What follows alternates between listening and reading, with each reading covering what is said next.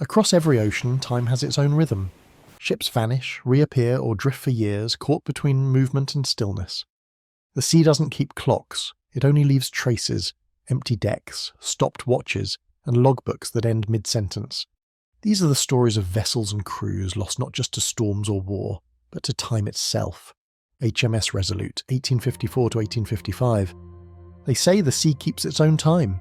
It moves at a pace no clock can follow, erasing human hours, stretching days into silence. In the high Arctic of 1854, one ship slipped out of that human timeline.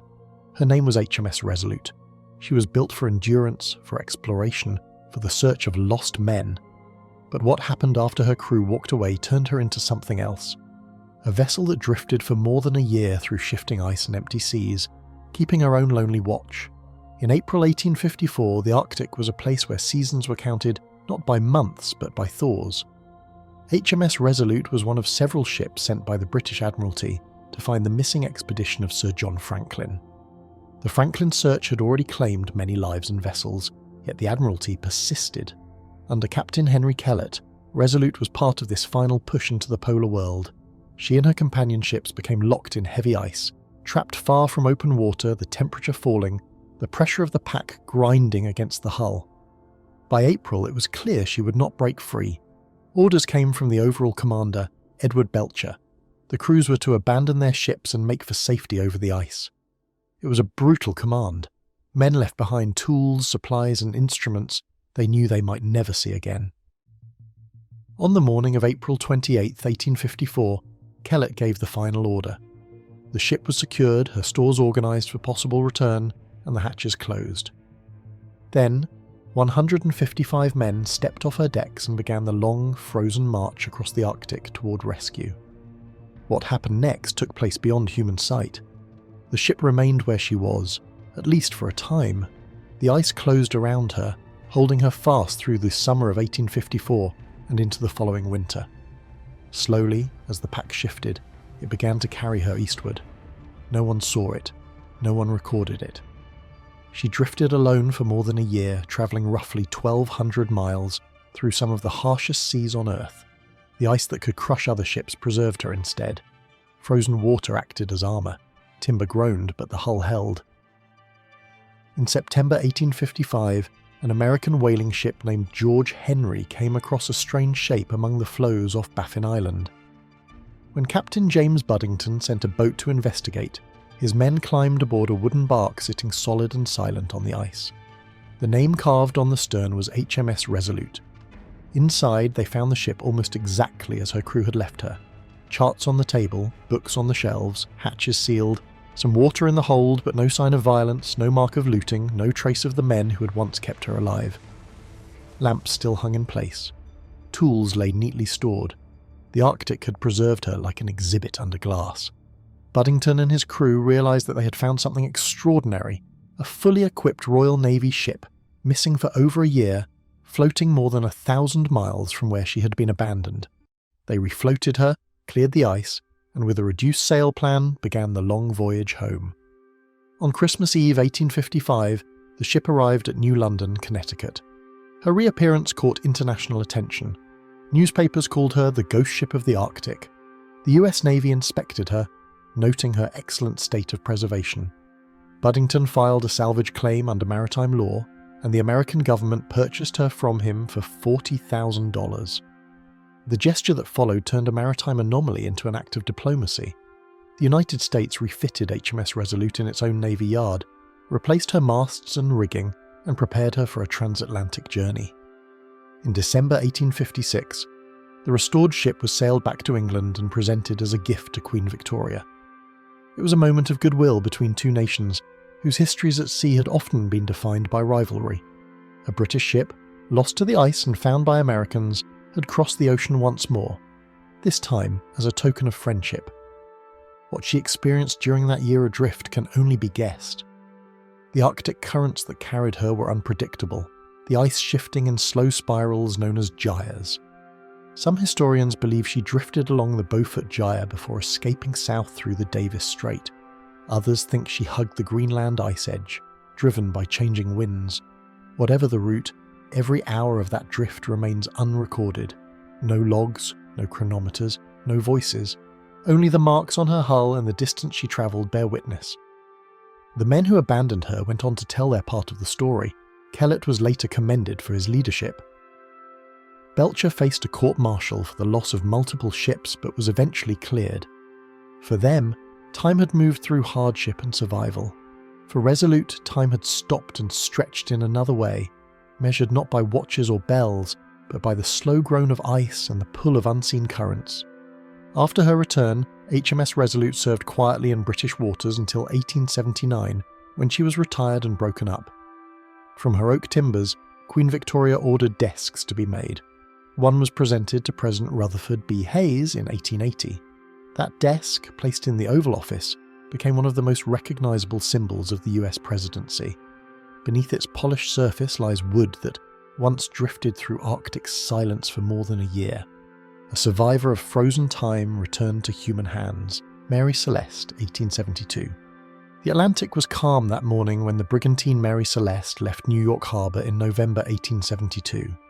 The ship was small but sturdy, loaded with barrels of industrial alcohol bound for Genoa.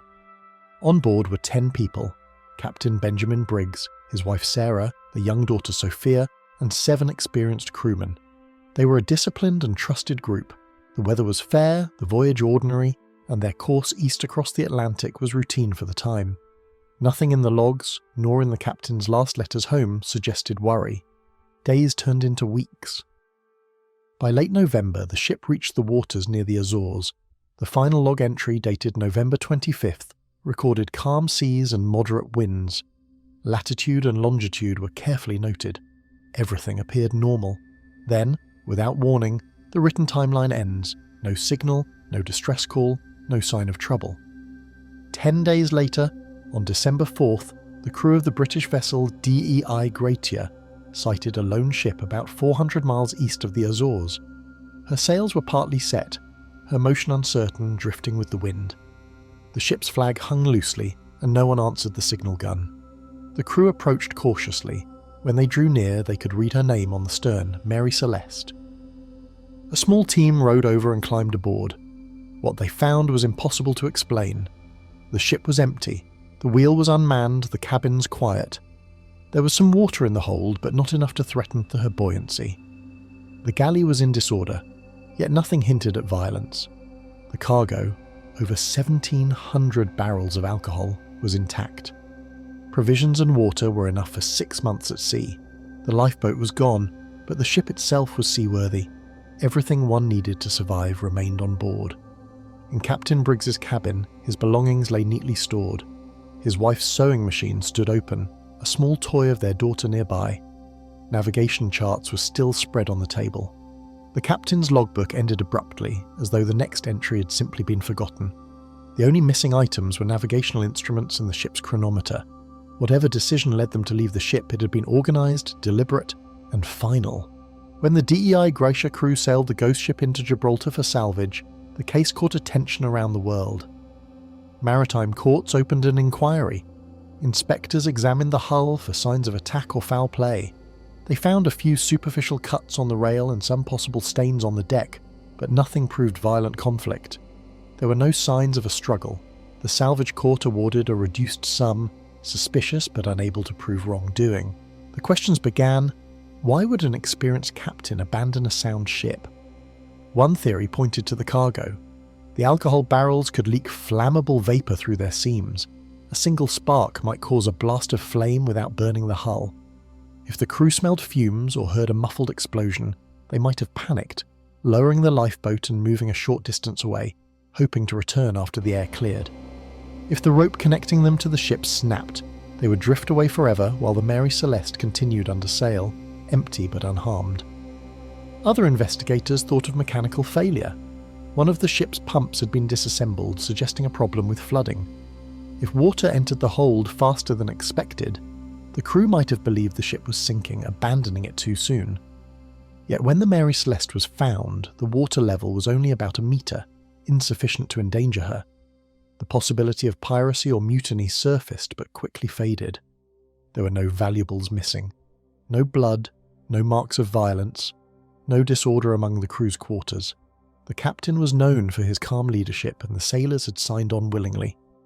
In later years, oceanographers traced the drift path between the last log coordinates and the position where the ship was found. The distance, about 400 nautical miles, matched what wind and current could have carried her in 10 days. The direction of the drift fit with the North Atlantic circulation of that season. The Mary Celeste had continued her voyage, moving at the slow mercy of wind and tide, unaware that her crew was gone. On board, time seemed frozen. Wet sails hardened in the wind, loose ropes creaked against the masts, dishes remained stacked, bedding still made. Even the clock stopped at a specific hour held its hands fixed in place. The ship had become a moving capsule of absence, a working vessel without a single heartbeat. The discovery spread quickly through newspapers in Europe and America. Writers called it a ghost ship, a phantom of the sea. The official report offered no firm cause. It simply recorded that the crew had disappeared sometime after November the 25th, leaving behind a seaworthy vessel and a mystery that would never be solved. For those who read the logs today, the transition from human order to silence happens in a single page. One morning, Captain Briggs records the wind and position. The next, nothing.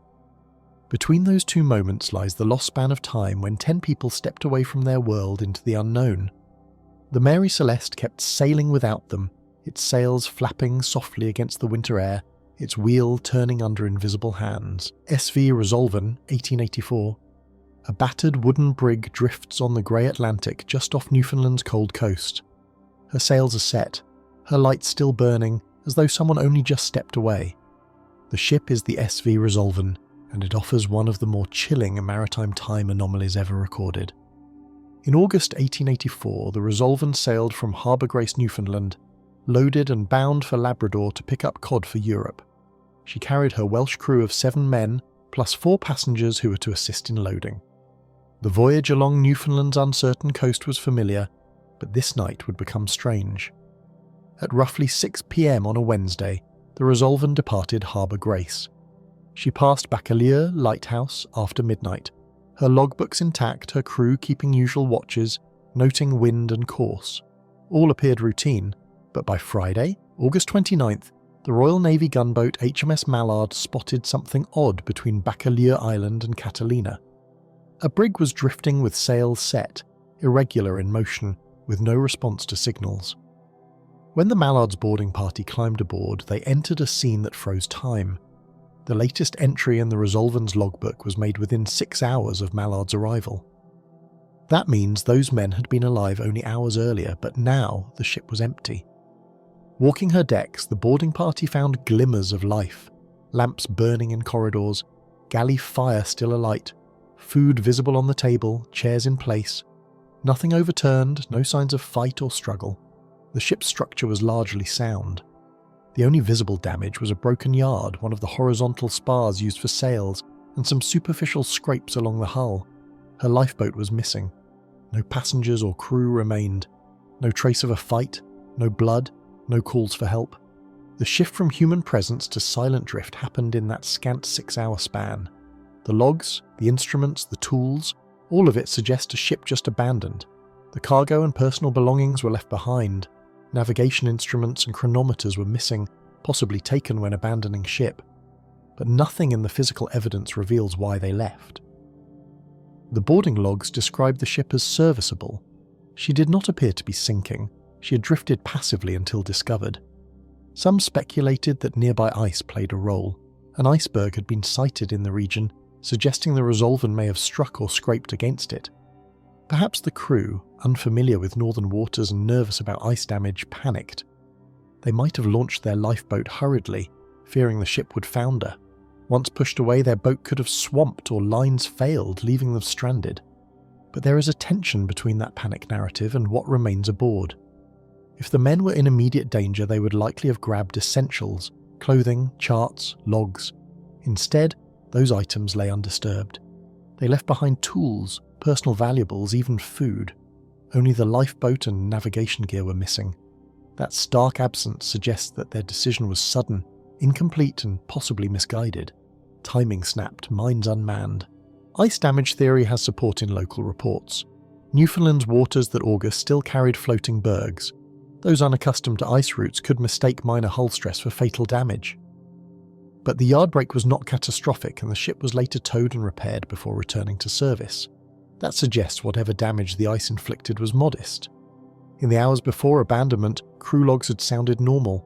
No distress calls, no erratic chart entries. The switch from order into chaos is unmarked. The logs stop. Hours later, the ship waits, motionless under sail as though someone had flipped a switch off.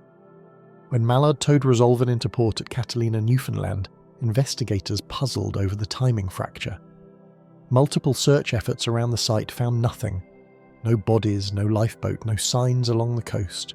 The entire complement vanished into the sea or shore without leaving trace. Over subsequent years, descendants and researchers have speculated. One lead involves a body found on Random Island. 2 local men reportedly discovered a man in a captain's uniform sitting under a tree staring at the sea. He carried a gold watch, no identification. The date matched the Resolven disappearance. Some suspect he may have belonged to the ship, but no formal connection was made at the time, and modern inquiry can't confirm the identity. Another thread? Gold coins. Some accounts suggest the captain carried a small fortune in gold as purchases for the cod shipment, and that those coins were missing when the ship was salvaged. Had theft played a role? If pirates boarded swiftly, they might have frightened the crew off, but then they would need to take more. Yet no damage beyond the yard break, no sign of forced entry, no weapon marks. The anomaly remains unresolved. This ship's timeline is a narrow corridor, 6 hours between recorded log and boarding, where human decision vanished. The clocks they carried fell silent. The lamps, fueled, kept burning. The galley fire, left unattended, flickered into a kind of time between time. The drift began then, under blank sails, charting no path but one forced by wind and current. Recent reconstructions of drift suggest that the Resolven had moved little from the point sighted, her sails catching residual winds, her shape carried slowly by ocean currents. The pattern matches what she would do if left to her own devices, but again, every minute of that drift, every gust that nudged her, every hour of abandoned motion, those hours belong only to the ship, not to any living voice. Inside, time was literal and symbolic. The logs filled pages up to a point, then blank. The fire burned, the lamps glimmered, the sea whispered as she drifted. The ship became a capsule of a vanished human moment. Investigation records note that the ship was eventually refitted and sent back out under new ownership. Some of her structure carried scars of that night, but the names and faces that walked her decks disappeared forever. The Resolven, in that seam of hours, lived a time apart, its human clock broken, resuming only when boarded hours later.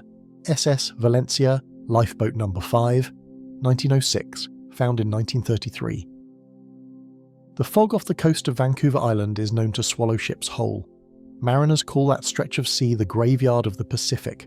It's a place where time doesn't move in hours, but in disappearances.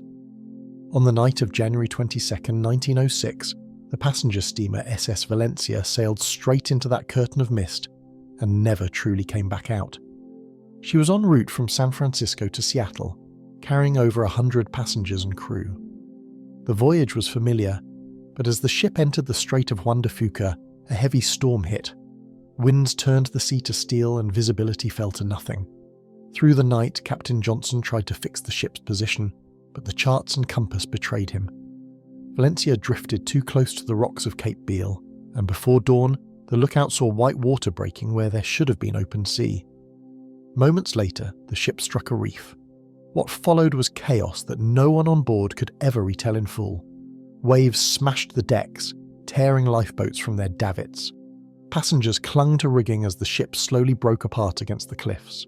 From shore, rescuers could hear voices through the storm but could not reach them. For more than a day, the ship remained visible from the bluffs. Then, piece by piece, she vanished beneath the surf. Of the roughly 170 people aboard, only 37 survived.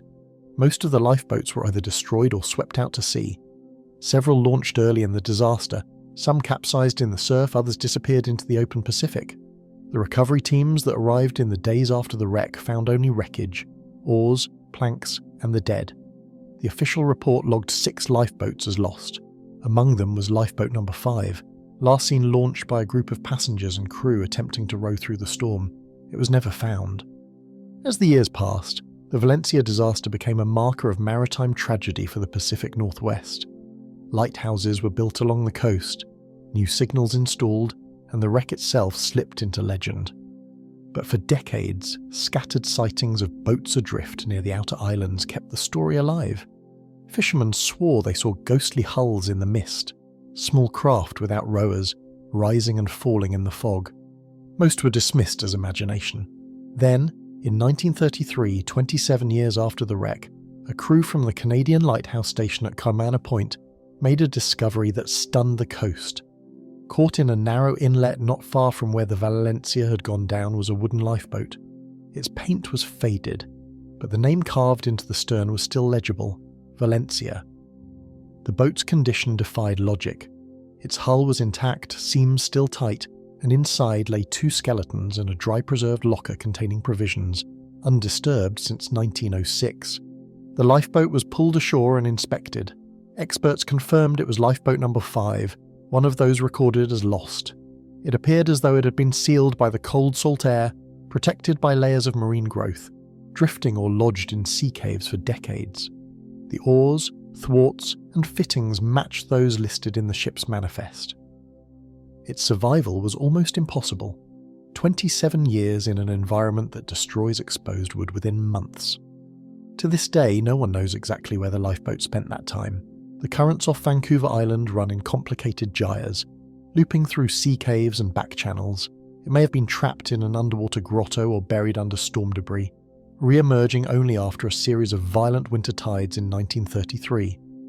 Whatever its journey, the boat re-entered human time in near-perfect shape, as though it had waited.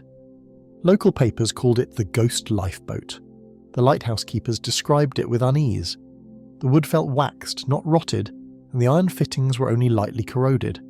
Even the rope remnants were still visible. The 2 skeletal remains were believed to be members of the crew who had escaped the wreck that night. They were buried nearby, under the sound of the surf that had ended their voyage decades earlier. That discovery reignited fascination with the Valencia story. Survivors from 1906 were interviewed again. Old Coast Guards spoke of the wreck's echoes, phantom ships seen off the reefs, lights that flickered in fog, the outline of a steamer appearing where none existed. Many locals insisted that the Valencia's presence still lingered there, as if the sea refused to give up all of its records. In the years following the lifeboat's recovery, new charts marked the site as a cautionary zone. Mariners continued to report strange reflections in those waters. The official files listed the recovered craft as material evidence of the wreck, confirming beyond doubt its location. Yet, the timeline between 1906 and 1933 remains unfilled. The lifeboat's journey as a missing record, 27 years unaccounted for, a span of drifting silence. The lifeboat was eventually preserved and displayed, a small vessel that had outlasted its ship, its crew, and its own expected lifespan. Its wood carried the memory of a night that had erased more than 100 lives and added one of the strangest footnotes in maritime history. A boat that surfaced after a quarter century, untouched, as though time itself had paused around it. German submarine SM U-118 beached at Hastings, 1919. The night sky over the English Channel was a deep, cold slate when the storm rolled in. Waves rose out of the dark like walls, tearing at everything in their path. In the chaos, a steel shape broke loose from its tow lines, a German submarine, once a weapon of war, now drifting without a crew. By dawn, it had crossed from the world of battle into the quiet of civilian life. The year was 1919 and the submarine's name was SM U-118. She'd been built for the Imperial German Navy during the First World War, commissioned in 1918. At her height, U-118 was a formidable hunter. She had sunk ships off the coast of Ireland and the Bay of Biscay, carrying the new fear of underwater warfare to Allied shipping lanes. But her time as a weapon was short. The war ended that November, and under the terms of Germany's surrender, every operational U-boat was to be handed over to the Allies. By spring 1919, U-118 lay in the French port of Cherbourg, waiting to be scrapped. She was stripped of ammunition, stripped of secrets, and finally attached to a tugboat that would haul her toward a naval yard for dismantling. Her engines were cold, her hatches sealed. The mission was supposed to be routine, but the sea had other plans. As the convoy entered the channel, a violent gale hit. Wind tore at the cables and waves hammered the tug until its lines began to strain. At some point during the storm, the tow chain to U-118 snapped. The submarine, 267 feet of solid steel, was left to the mercy of wind and tide. For hours she drifted unseen in the dark, her ballast shifting, her hull groaning as it rolled with the swells. Then, on the morning of April 15th, 1919, she came ashore on the beach at Hastings, on England's south coast. The first to see her were fishermen. They thought at first it was a wrecked trawler, but as the tide fell, the outline of a submarine emerged from the foam. The bow was buried deep in sand, the stern lifted above the waterline. The Iron Cross insignia and German markings were still visible on the conning tower. A war machine had arrived uninvited, intact and silent, like a relic that had slipped through time. By midday, word spread through the town. Crowds gathered along the promenade, staring at the enormous hull stranded just meters from the pier. It was the first time many civilians had ever seen a submarine in daylight, much less one that had fought in the war. Children climbed over the rails to get closer. Local photographers began setting up their tripods. The police cordoned off the area, but the sight was impossible to contain. Within days, U-118 became a national curiosity. Newspapers published photographs of the stranded vessel, headlines calling it the German monster of Hastings Beach. Thousands arrived by train to see it, turning the coastline into an impromptu fairground. Vendors sold postcards and souvenirs. For sixpence, visitors could tour the outer deck, guided by volunteers from the local council. The submarine that once stalked Allied ships now sat harmless under English sun, its torpedo tubes open to the air, its pressure hull serving as a playground for children. Officials debated what to do with it. Attempts to refloat the submarine failed. The sand held it tight, and each tide buried it further. The Royal Navy considered dismantling it on site, but for weeks the spectacle continued. Visitors poured in from London and neighbouring counties. Hotels filled up. The U-boat, once a weapon of stealth, had become a seaside attraction. But the curiosity carried danger. Inside the hull, pockets of gas built up from decaying batteries. The smell of chlorine leaked through vents. 2 Royal Engineers who entered the submarine to inspect its interior later fell ill and died from inhaling the fumes. After that, all access to the inside was permanently sealed. The outer decks, though, remained open for viewing for some time after. Newspapers chronicled the days that followed with a strange mixture of fascination and irony.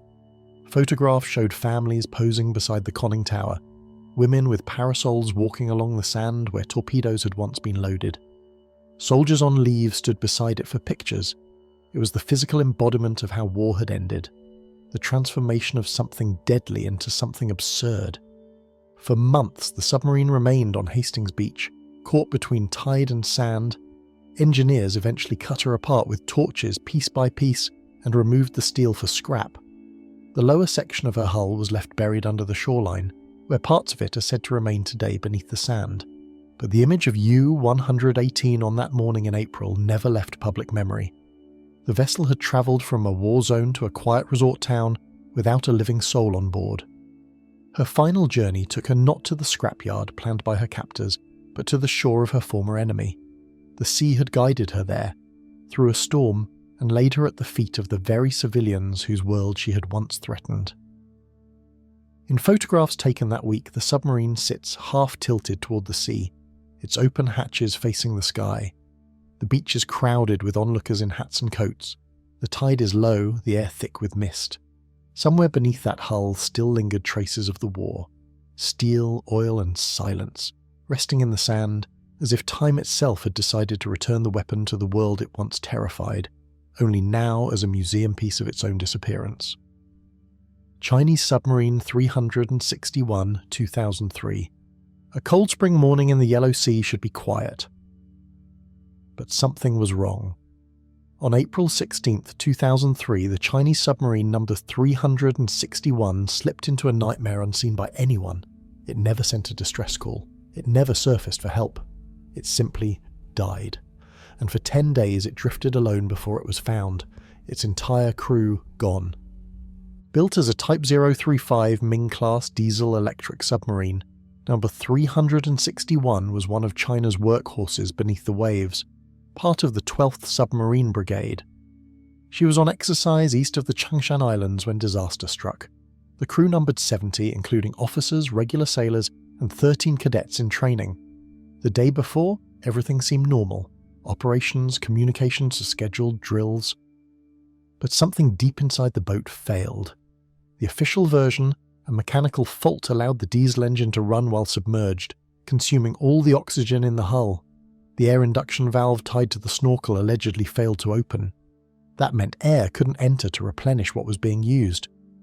Over minutes, oxygen dropped towards zero. First panic, then unconsciousness, then stillness. In effect, the submarine suffocated from within. Even if some crew survived a moment more, they could not open the outward swinging hatch because negative pressure built inside, making it nearly impossible to force open from inside. Thus, the submarine turned silent. No radio signals, no alarms. The watchstanders, the helmsman, the captain, they all went under simultaneously. In minutes, human time inside number 361 stopped. The boat continued on its course, unmanned, under the weight of its own inertia, drifting with prevailing currents. Because the vessel was running what was considered a silent patrol, there was no communication expected. Her training orders required radio silence. That added a layer of invisibility. Nobody on shore would notice that contact went dark. 10 days later, on April 25th, Chinese fishermen spotted a periscope protruding above the waterline. The submarine had surfaced passively, perhaps due to internal buoyancy or ballast adjustments. They alerted naval authorities. When the Navy arrived, they boarded and found the crews slumped over in their stations. Helm, sonar, control consoles. No one alive. The watches had stopped. The clocks were dead. The ship existed in a mid-drift realm between life and oblivion. From that moment, human time edges back in. The Navy towed 361 first to Yulin Harbour, then later to Dalian in northeast China for inspection and investigation. Officials held a press conference on May 8th to announce what little they claimed to know. They attributed the accident to mechanical malfunction, insisted it was an internal tragedy, and pledged to punish negligence at high command levels. Several senior officers were removed or demoted, but the void of fact remains wide. The precise trigger is uncertain. Was it the air valve, a sensor failure, a faulty control circuit? Could a single component error cause the entire crew to succumb so rapidly? Some analysts argue that the boat had design weaknesses, older Soviet-derived systems, minimal oxygen sensors, tight reliance on procedural routines. The failure cascade may have been rapid, leaving little chance for rescue or correction. Tracking the drift path, naval engineers and oceanographers mapped the 10 days between the moment life ended and the moment fishermen spotted 361. The vessel likely drifted under gentle currents and intermittent wind, moving eastward or northeastward along Yellow Sea gyres. She did not travel under her own power. Her position when found matches predicted drift models given ocean currents in that region at that time of year. Inside the hull, the atmosphere must have become a gas chamber. The diesel generator, still running, pumped carbon dioxide and consumed oxygen without mercy. As oxygen dropped, the crew's hemoglobin stopped binding oxygen. Without warning, sensations fade. Decision-making fails. Consciousness slips away. In that shrinking window, hands froze on control panels. Directions remained untouched. The submarine's integrity kept her afloat. Batteries, ballast systems, hull structure, all survived. Those final seconds remain invisible. Yet from the outside, the drift was evidence. The ship did not sink. She did not implore rescue. She floated. That tells us something. Nothing catastrophic cracked her hull. Nothing sudden blew her apart. Her systems failed internally. The death was internal. The body was inside her structure. In the days afterward, China tried to manage the narrative. State media emphasized loyalty and sacrifice. The commanding naval leaders were held accountable. But questions persisted in naval circles. Why did the submarine continue moving? Why no emergency surfacing? Why no acoustic alarm? Why no escape attempt? Some suspect internal systems failures that disabled conventional escape or safety protocols instantly. The press speculated whether the crew even knew what hit them. Did alarms sound? Did they see oxygen dropping? Or did the machinery devour the air so fast they had no time to respond? The absence of any outward sign of distress suggests the latter. In many reports, the crew appeared to be literally frozen in place, dead before they even realised the danger. Today, No. 361 is known as one of the worst peacetime tragedies in Chinese naval history. Its drift remains a haunting example of a vessel caught between human time and silent fate. The submarine that sailed into darkness, that ended life within its own walls, then drifted 10 days before discovery. No. 361 existed in a temporal waiting room, caught mid-breath, its crew lost to the invisible collapse of air. Carroll A. Deering, 1921. The wind off Cape Hatteras has a reputation. Sailors call it the graveyard of the Atlantic, where currents clash, sandbars shift, and ships vanish without warning. It was there, in the early hours of January 31st, 1921, that a 5-masted schooner appeared out of the mist, drifting straight toward the shallow waters of Diamond Shoals. Its sails were still set, the rigging neat, the flag flying high. But no voices came from its deck. The ship was the Carroll A. Deering, and her silence marked the start of one of the strangest maritime mysteries of the 20th century. She had left Rio de Janeiro in early December 1920, carrying a load of coal bound for Norfolk, Virginia. The voyage south had gone smoothly, but the return was troubled from the start. Captain William Merritt fell ill in Barbados and had to leave the ship. Command passed to Captain W.B. Wormel, an older man who had just completed his retirement and agreed to take this one last trip. With him was a mostly foreign crew, drawn from Scandinavia and the Baltic. There were small signs of tension during the outward journey, disagreements over discipline, navigation, and the ship's course. Yet nothing in the logbook suggested disaster. On January 29th, the lightship Cape Lookout logged a sighting. The Deering hailed the station, reporting she had lost her anchors and requested that the information be passed along to her owners. The man who shouted from her deck, however, wasn't the captain. He was described as a tall, red-haired man speaking for the ship. Behind him, others milled about on deck, strangely unkempt for a professional crew. The ship's officers were not visible. That was the last verified sighting of the Carroll A. Deering under command. 2 days later, at dawn on January 31st, the lookout at the Cape Hatteras Coast Guard station spotted her again. The schooner had run aground on Diamond Shoals, a long hidden ridge of shifting sand that had wrecked countless vessels before. The sea was rough and visibility poor. When rescue boats finally reached her, they found the ship listing on her side, driven high into the shoal by the surf. The sails were still raised, torn but intact. The wheel was lashed in place. The decks were empty. When the Coast Guard managed to board her a few days later, what they saw was unnerving. The galley was in order, pots still on the stove, food prepared but untouched. The logbook and navigational charts were gone, along with the lifeboats and most of the crew's personal effects. The captain's quarters were empty, beds unmade, clothing scattered. But there were no signs of violence. No blood, no broken railings, no bullet holes, only the impression that everyone had left in a hurry.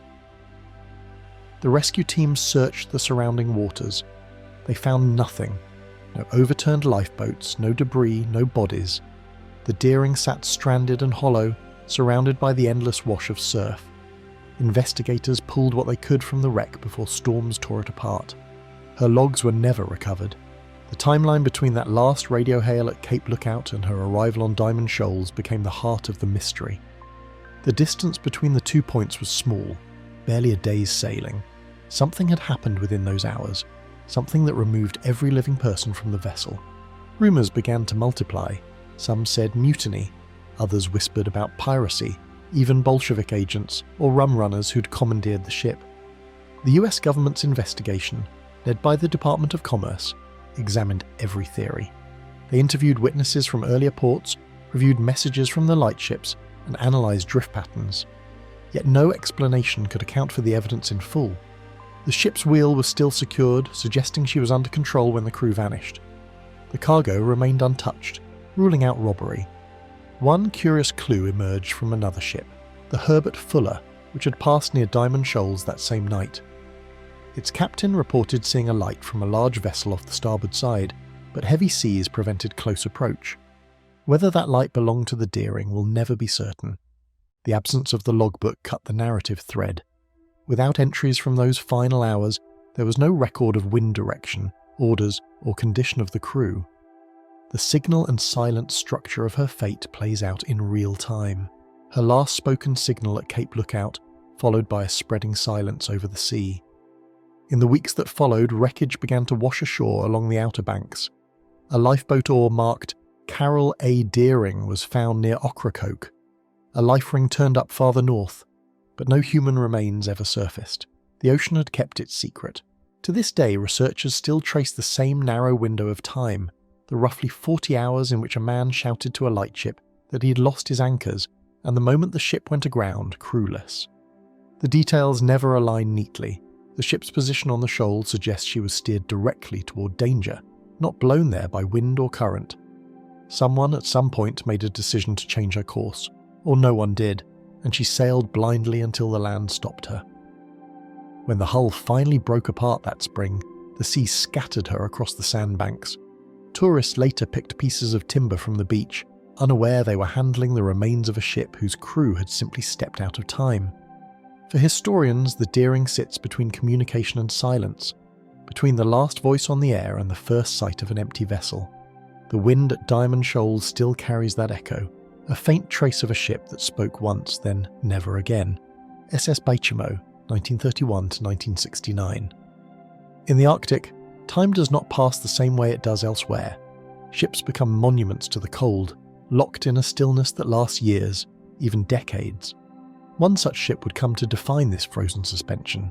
Her name was SS Baychimo, a steel cargo steamer that refused to die, seen again and again long after she'd been given up to the ice. She was built in 1914 in Sweden, launched as Angermanelfen, and later sold to the Hudson's Bay Company after the First World War. By 1921, she was carrying furs, food and supplies through Canada's northern trade routes. Her purpose was routine, but the waters she sailed were anything but. The Arctic offered no mercy to ships that lingered too long before the freeze. In October 1931, Baychimo was completing one of her regular supply runs along the coast of Alaska. She had already made dozens of voyages between trading posts, but that autumn came early. Ice began forming around her hull near Point Barrow, trapping her before she could reach open sea. The captain, John Cornwell, ordered the crew to wait it out, hoping for a thaw. For 10 days they endured freezing winds and moving pack ice that creaked and groaned under pressure. When the ice briefly opened, the crew attempted to free the ship, but a sudden storm crushed her again. The hull twisted, timbers groaned, and the vessel listed hard to port. Believing she would sink, the crew abandoned ship and trekked inland, setting up a temporary camp in a small Inuit village nearby. They were rescued by aircraft a few days later, flown out in small groups. Only the captain and a few volunteers stayed behind to check whether the ship still floated.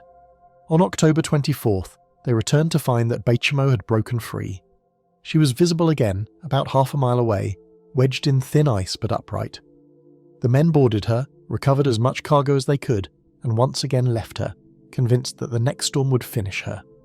When they came back 2 days later, she was gone. That was supposed to be the end. Yet Baychimo did not sink. She escaped. Weeks later, she was sighted drifting near Wainwright, Alaska, 45 miles away. Another trading crew boarded her briefly to salvage equipment but couldn't tow her. Then she vanished again, swallowed by fog and sea. The following year, hunters reported seeing her caught in ice farther north. From that point, her timeline fractures into fragments, a series of sightings spread across nearly 4 decades. In 1932, an Inuit seal hunting party boarded her near Herschel Island, finding the interior still intact. In 1933, a group of trappers used her as a temporary shelter during a blizzard. They described her as eerily preserved, the engine room silent but dry, the living quarters untouched. When the weather cleared, they left her, assuming she'd soon go under. By 1935, another report came from whalers near Cape Beaufort. They saw a ghostly outline drifting between floes, identifiable by her distinctive bow and broken foremast. In 1939, the crew of another Hudson's Bay ship tried to locate her after multiple sightings by locals, but ice conditions made it impossible to approach. After that, the ship's path dissolved into rumour. For 2 decades, the Arctic population traded stories of her. Sometimes she was seen far north, sometimes near the coast, her position impossible to track. she became known among the Inuit as the ghost ship of the Arctic. Then, in 1962, an Alaskan pilot reported seeing her adrift once more, still upright, still afloat after 31 years. The sighting was confirmed by multiple witnesses, though no one boarded her. The same year, weather surveys listed her as a known navigation hazard. 3 years later, a group of explorers spotted her again off the coast of Point Barrow, caught in light ice, hull streaked with rust but still recognisable. By then, the Arctic had carried her more than 1,000 miles from her original position. Each appearance fit a strange rhythm. She would drift unseen for years, then reappear suddenly, as if time itself had thawed her from the ice. She had outlasted every ship that abandoned her, and even most of the men who had served aboard her. For nearly 40 years, Baychimo lived a second life, untouched, unmanned, and constantly moving, driven by wind, tide, and the slow spiral of Arctic currents. Her final recorded sighting came in 1969 near Alaska's Beaufort Sea. Witnesses described her as heavily corroded, deck half collapsed but still afloat. After that, she was never seen again. Whether she finally sank beneath the polar ice, broke apart, or remains trapped somewhere on the seafloor is unknown. Oceanographers have tried to estimate her path using drift models. The Beaufort Gyre, a slow, clockwise circulation that dominates Arctic waters, could have carried her in long, looping arcs over decades. It's possible she followed the same current patterns year after year, circling through vast regions of sea ice before finally disappearing. The story of the Baychimo is a timeline without an anchor. Each witness adds a small point on a map, each year a gap in understanding. Between 1931 and 1969, she moved across thousands of frozen miles, a vessel that slipped out of human time but never entirely left the world. The ice preserved her, released her, and carried her on. One of the last true ghost ships known to have existed not in myth, but in cold, measurable fact. Governor Parr, 1923. In the early 1920s, wooden sailing ships were already relics of another age. Steam had taken the oceans, but a few schooners still worked the old trade routes, silent, slow, and proud. One of them was the Governor Parr, a Canadian-built, four-masted vessel hauling timber across the Atlantic. She would soon become something else entirely, a ghost ship that refused to sink, sighted again and again long after her crew had left her behind. The Governor Parr was launched from Liverpool, Nova Scotia, in 1918, near the end of the First World War. Named for a colonial governor of the province, she was built strong, meant to survive heavy weather on the North Atlantic. For a few years she carried lumber and coal between Canada, South America and Europe. Her sails were massive, her decks long and bare, the kind of ship that had vanished from most modern ports. In August 1923, she left Buenos Aires bound for Newfoundland, loaded with timber. The route north would cross nearly 6,000 miles of open ocean, through shifting winds and late summer storms. The captain was experienced, but the sea had its own ideas. Somewhere near the equator, heavy weather hit, winds rising to gale force, swells breaking over the deck. The schooner's seams opened under the pounding. Water poured into the hold. For 2 days the crew fought to keep her afloat, but the damage spread fast. With pumps failing and the ship listing badly, the captain ordered abandonment. A passing steamer, the SS Bessbrook, sighted the distress signals and picked up the crew. Every man survived. Before leaving, they recorded the ship's position and expected her to founder within hours. But when dawn came, the Governor Parr was still upright. She drifted north, heavy but afloat, her foremasts rising from the mist. Days later, another vessel crossed the same latitude and reported a derelict matching her description, sails shredded, hull low in the water. Over the next month she appeared again, off the Azores, then farther north, still adrift, still somehow surviving. Each sighting extended her strange life. No one could explain how a wooden ship that battered could stay afloat for so long. In 1924, a Norwegian steamer logged a close encounter off the coast of Ireland. The crew tried to approach, hoping to tow her in, but the sea was rough and dangerous. They reported that her masts were leaning, but the hull remained intact. The name Governor Parr was still visible on the stern. The ship appeared deserted, birds perched on the yardarms. A year later, fishermen near the Hebrides sighted what they thought was the same vessel drifting in fog. This time the deck was partially awash, but the silhouette matched perfectly. The schooner seemed to have circled the ocean on currents, carried by winds from one side of the Atlantic to the other. It was as if she had entered her own slow orbit. The Gulf Stream and the North Atlantic Drift can move wrecks thousands of miles in looping patterns. Oceanographers later noted that a derelict leaving mid-Atlantic waters might travel east, then circle back south and west over months or even years. For the Governor Parr, those same forces created a timeline stretched across seasons, sightings separated by years but connected by the same currents. By the late 1920s, reports of her began to fade, though rumours continued. In 1928, whalers near Greenland mentioned a large dismasted schooner half frozen into the ice, its hull still upright. Whether it was her or another derelict no one could confirm. The ice carried many such relics, but none with a nameplate still legible, none whose history traced back so clearly to a crew that had survived her. Each recorded sighting extended the story a little further. The British Board of Trade compiled at least 3 official reports from ships that had logged the encounter. The timelines never quite matched. Sometimes the location was hundreds of miles apart, sometimes the description varied, but the pattern was too consistent to ignore. Always a 4-masted schooner, always without crew, always drifting with sails torn but hull sound. By the 1930s, she'd passed into maritime folklore, one of the last of the great wooden derelicts that could cross oceans by themselves. Sailors told stories of seeing her under moonlight, her masts still standing straight above empty decks. For them, she represented a world that refused to end, the last breath of the wind-powered age, still moving after human hands had left it behind. Some believed she finally broke apart in the mid-Atlantic, her timbers scattered across the same water she once ruled. Others thought she might have run aground on the coast of Ireland or Scotland and been quietly dismantled for salvage. No trace of wreckage was ever confirmed. The Governor Parr's recorded drift remains one of the longest in modern maritime history. Between her abandonment in 1923 and her last confirmed sighting roughly 4 years later, she had travelled thousands of miles without a single living soul aboard. Ocean currents, wind patterns, and the sheer luck of her construction kept her afloat far beyond her expected end. Every report fits into a kind of ghostly timeline. The first sighting days after abandonment, the second months later near the Azores, then Ireland, then the northern seas, each moment stretching the ship's existence a little longer. For almost half a decade she lived in this suspended state, no longer a working vessel, not yet a wreck.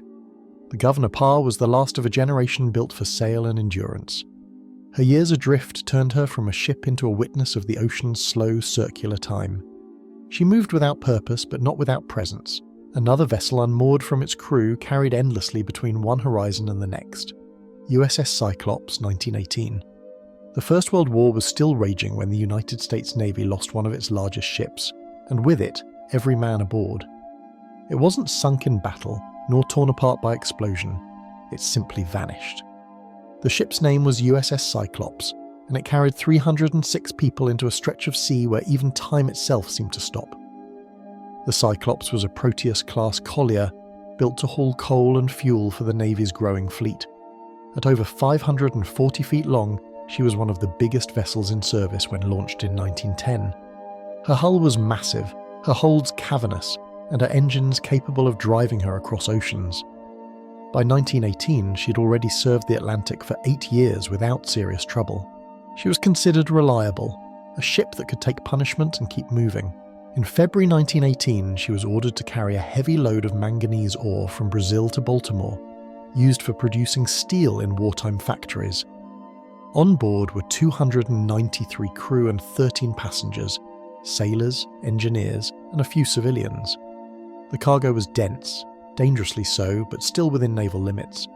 Her commanding officer was Lieutenant Commander George W. Worley, a man whose leadership had already drawn quiet complaints for erratic behaviour and harsh discipline. The Cyclops left Rio de Janeiro on February 16th. She made a brief stop at Salvador Bahia to take on supplies and then set course north. From that point, her route would pass through the Caribbean, up the eastern seaboard, and into Baltimore. It was a path well charted and heavily trafficked, but after leaving Salvador, her messages stopped. The last confirmed sighting came on March 4th, when she passed Barbados. The weather was calm, the ship reported no distress, no mechanical failure, no illness aboard. Witnesses on shore noted her low trim. She sat deeper in the water than expected, likely from the oar. After that, silence. No SOS, no debris, no trace. When she failed to arrive in Baltimore by the expected date, the Navy began to worry. War meant secrecy and caution, but missing ships still triggered alarm. A massive search was launched across the Caribbean and the North Atlantic. Destroyers, patrol craft, and commercial vessels were all alerted.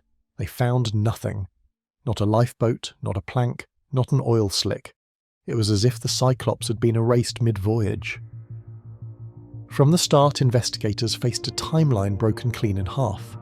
Before March 4th, everything was routine, steady communications, regular weather. After that, nothing. The signal and silence pattern was complete.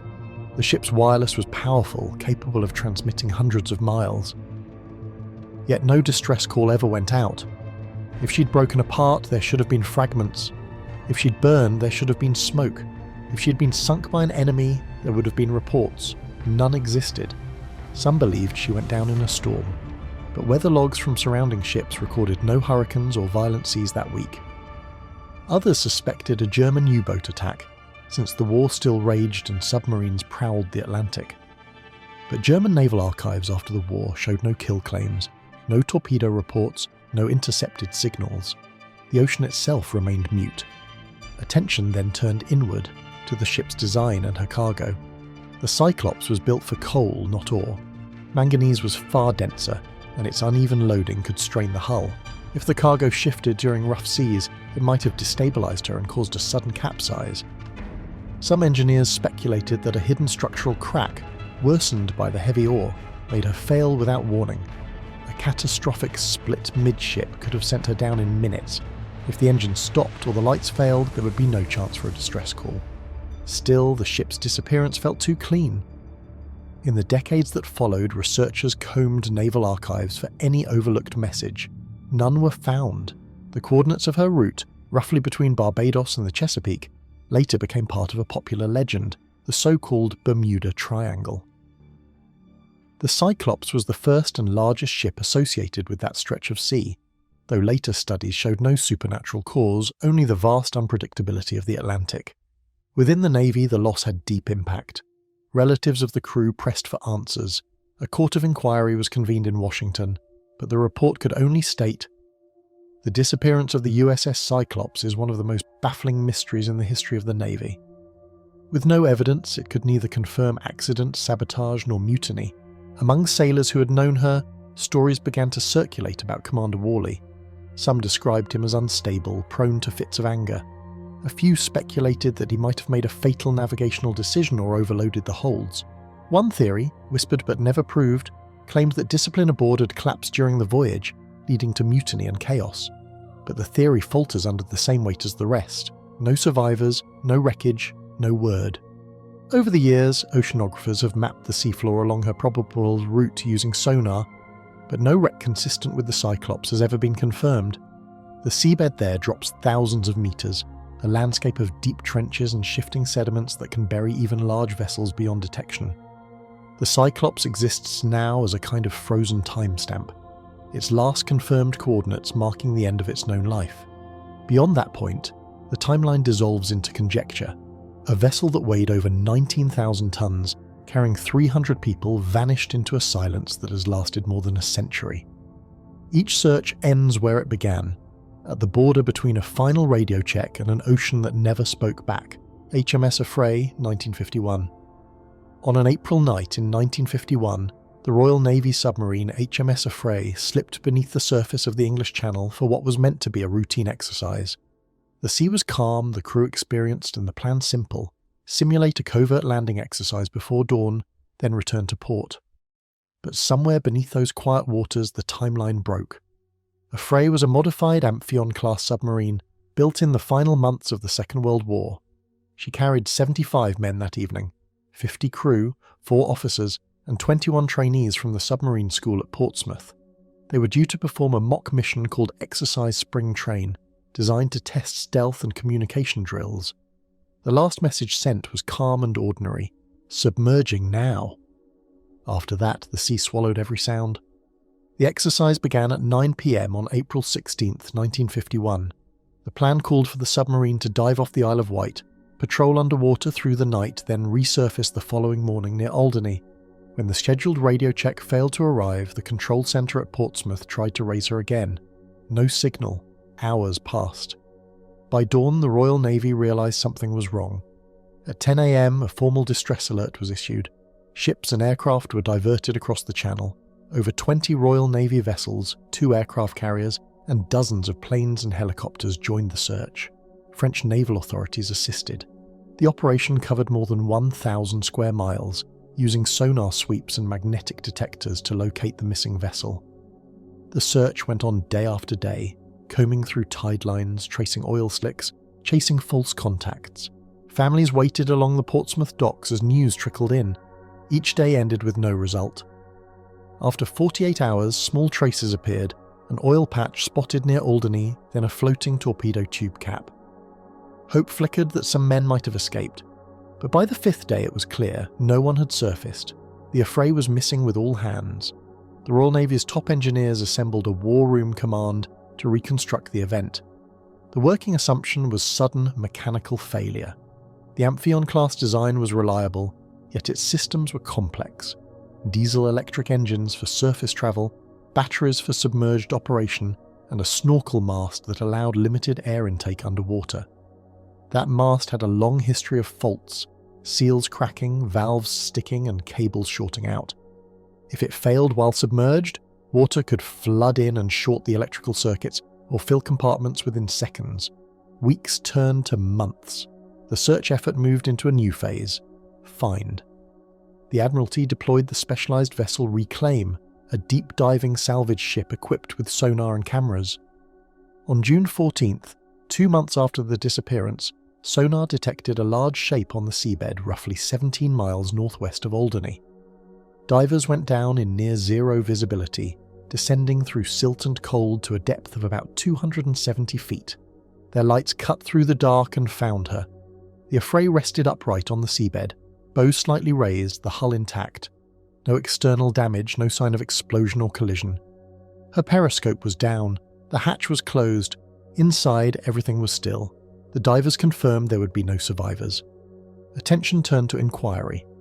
The investigation was exhaustive, involving engineers, commanders, and submarine veterans.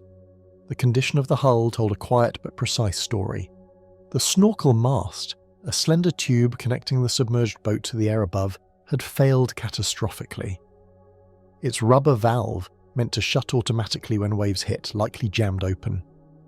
When the next swell passed over, water rushed through the air intake, filling the engine room. The diesel engines, still running, pulled the water inward. Within moments, the compartment flooded, shorting out the electrics and sealing the crew's fate. The emergency blow valves that could have surfaced the submarine were found closed, suggesting the disaster struck too fast for response. Investigators estimated that from the first intake of water to complete failure took less than 2 minutes. The crew likely lost consciousness within that time as power failed and the boat descended uncontrollably. The inquiry also examined whether training pressure contributed. Affray had been loaded beyond standard complement, carrying extra trainees and experimental gear. Her trim calculations were tight. In emergency conditions, even a minor flood could unbalance the boat. The official report noted that had she been operating at standard weight, she might have survived the incident. When the cause was officially released, the British press called it a death in silence. The Navy held a memorial service in Portsmouth Cathedral, attended by families of the 75 men. Their names were engraved on the Royal Navy Submarine Memorial in Gosport. But not all agreed with the verdict. Some former officers argued that a battery explosion or structural crack might have occurred instead. Others believed a minor collision, perhaps with a surface ship during the exercise, could have disabled her communications and propulsion. Yet the physical evidence recovered in 1951 favoured the snorkel failure. The mast mechanism retrieved by divers showed corrosion, fatigue and improper sealing consistent with water intake. The site of the wreck was declared an official war grave. Over the years, new surveys using remote submersibles confirmed her resting place remains undisturbed. Video footage shows the hull largely intact, covered in silt and marine growth, with the number still faintly visible. The Affray's last hours remain the same. One final radio message: one descent beneath calm seas, and then nothing. In that narrow gap between her last signal and her rediscovery on the seabed, an entire world ended, quietly, invisibly, and without a single trace reaching the surface until months later. MV Joyita, 1955. In the warm expanse of the South Pacific, silence can arrive suddenly. Waves move without rhythm, clouds drift without purpose, and somewhere in that endless horizon a ship can simply stop existing. In October 1955, that happened to the MV Joyita, a small merchant vessel that left one island and never reached the next. 5 weeks later, she was found adrift, tilted, empty, and perfectly afloat. Everything that made her human was gone. Joyita was built in 1931 as a luxury yacht, later converted for transport and charter work between the islands of Samoa and Tokelau. She was only 70 feet long but sturdy, made of thick timber reinforced with iron. By 1955, she was used for trading, carrying cargo and passengers across short routes. Her captain was Thomas Dusty Miller, a veteran of the Pacific with decades at sea. On the morning of October 3rd, the Joyita departed Apia, Samoa, bound for Tokelau, about 270 miles north. Aboard were 25 people, 16 crew and 9 passengers, including a doctor, a government official, and 2 children. The cargo was mixed: medical supplies, food, and drums of oil. The voyage should have taken 2 days. The sea was calm that morning and the ship was in good condition. But when she failed to arrive by the evening of October 5th, concern grew. No distress calls had been heard. After a week, the search began. Aircraft swept hundreds of miles of open ocean, spotting only empty waves. Weeks passed, then more. By late November, the search was called off. Then, on November 10th, 1955, a merchant ship spotted something far north of her intended route, roughly 600 miles away near Fiji. It was the Joyita, listing heavily to port, half submerged but still floating. Her white hull was discoloured, her deck partially flooded, her masts tilted awkwardly. From a distance she looked wrecked, but up close she told a stranger story. When the rescue team boarded, they found that the Joyita was not sinking at all. Her design made her virtually unsinkable. Her holds packed with cork and empty fuel drums that kept her buoyant even when flooded. The waterline was high, but her hull was intact. There were no signs of fire, no explosion, no battle, yet there were no people. Every one of the 25 aboard had vanished. Below deck, investigators began their slow walk through the ship. The electric clocks had all stopped at 10:25, their batteries dead. The radio was tuned to the international distress frequency, but its wiring was disconnected. Deliberately, it seemed, or perhaps pulled loose. The compass was missing, as were the ship's logbook, navigational equipment, and all life rafts. Personal belongings remained scattered: a doctor's medical bag with bloody bandages, half-empty cups of coffee, and utensils in place. The engine room showed signs of flooding, but the source appeared to be a broken cooling pipe, enough to fill the bilge with water, but not to sink her. The ship's diesel engines were silent, one disabled, the other intact.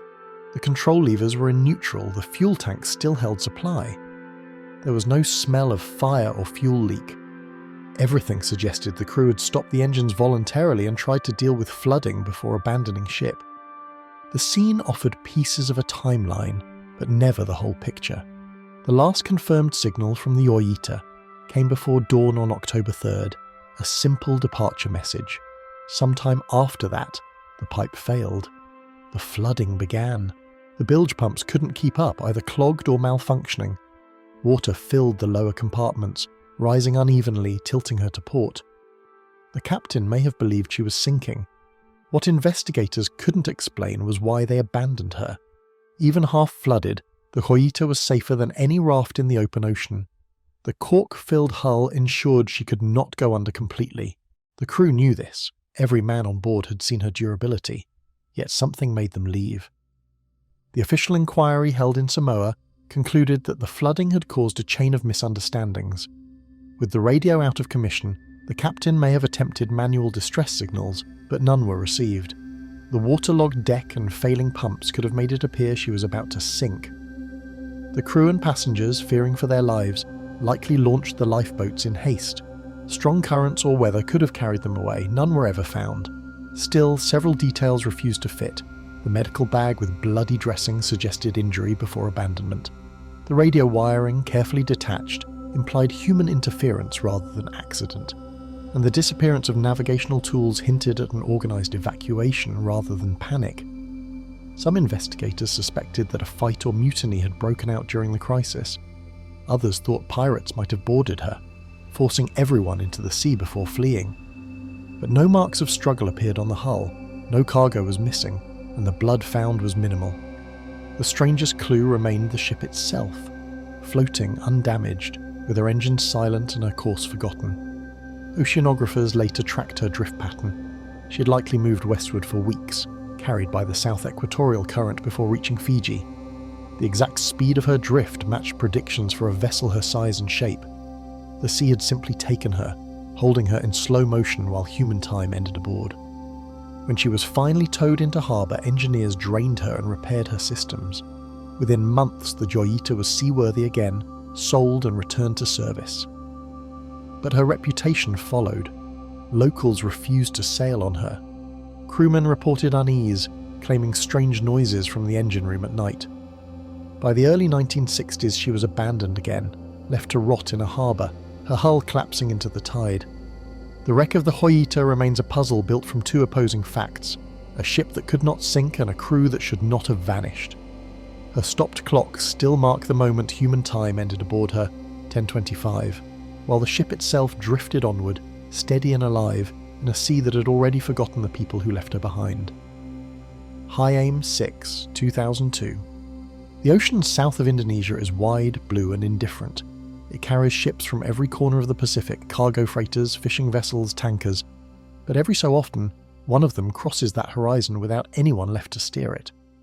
In January 2003, an Australian Coast Guard aircraft spotted a small Taiwanese longliner drifting off the coast of Western Australia.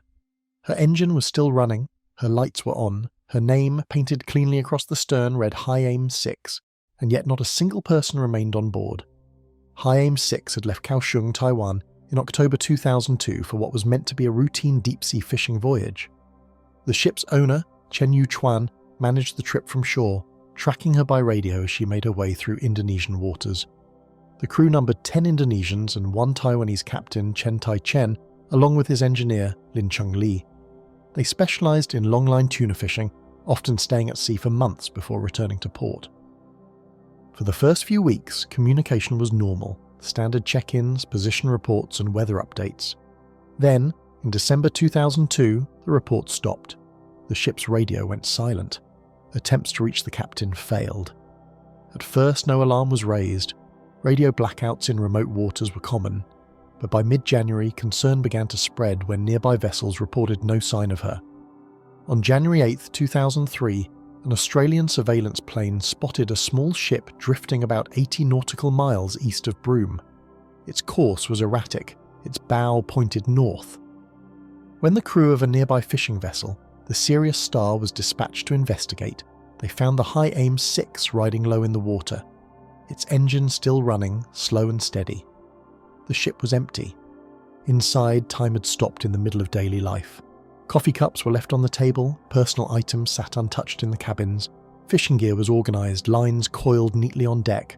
Food supplies were still stocked. There were no signs of a struggle, no damage to the hull, no blood, no broken locks. The radio antenna was intact, the navigation lights still working. Even the engine room looked functional. The men who boarded her described an eerie calm. Everything looked as though the crew had simply walked off the ship moments earlier. Only the lifeboat was missing. On the bridge, instruments were still powered. The engine's clutch had been disengaged, leaving the propeller idle. One of the first things noticed was the ship's logbook, its last entry dated weeks earlier, showing no sign of trouble. Authorities towed the vessel to Exmouth, Australia, where investigators boarded for a full inspection. The cargo hold contained no fish, suggesting the crew may have just begun their trip when they vanished. There was no evidence of piracy, collision, or mechanical failure. The ship had fuel and power. Nothing indicated panic. The first breakthrough came not from the ship, but from the people connected to it.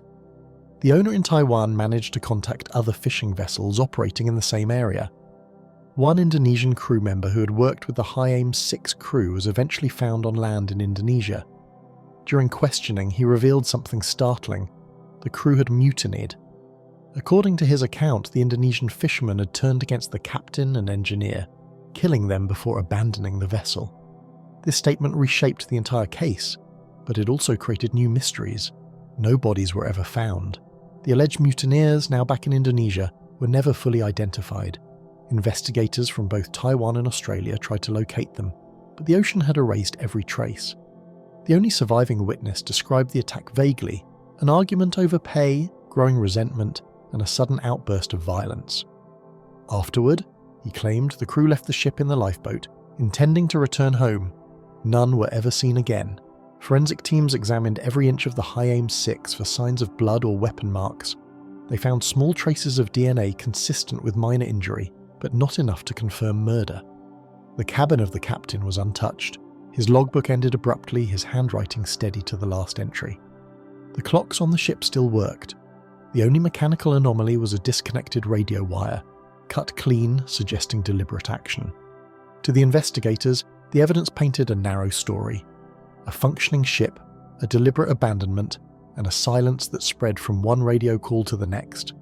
The signal and silence pattern played out perfectly. Routine check-ins, then a sudden and absolute stop. Whatever happened on board, it happened quickly, perhaps within hours. Ocean currents had carried the vessel south across more than 1,000 miles of open water. Her engine burned through fuel gradually, leaving her adrift but alive, preserved by her own machinery. When she was found, she had been drifting for nearly a month. At the harbour, technicians shut down the engine and drained the tanks. The ship was handed back to Taiwanese authorities, who spent months tracing her route backward using current maps and wind data.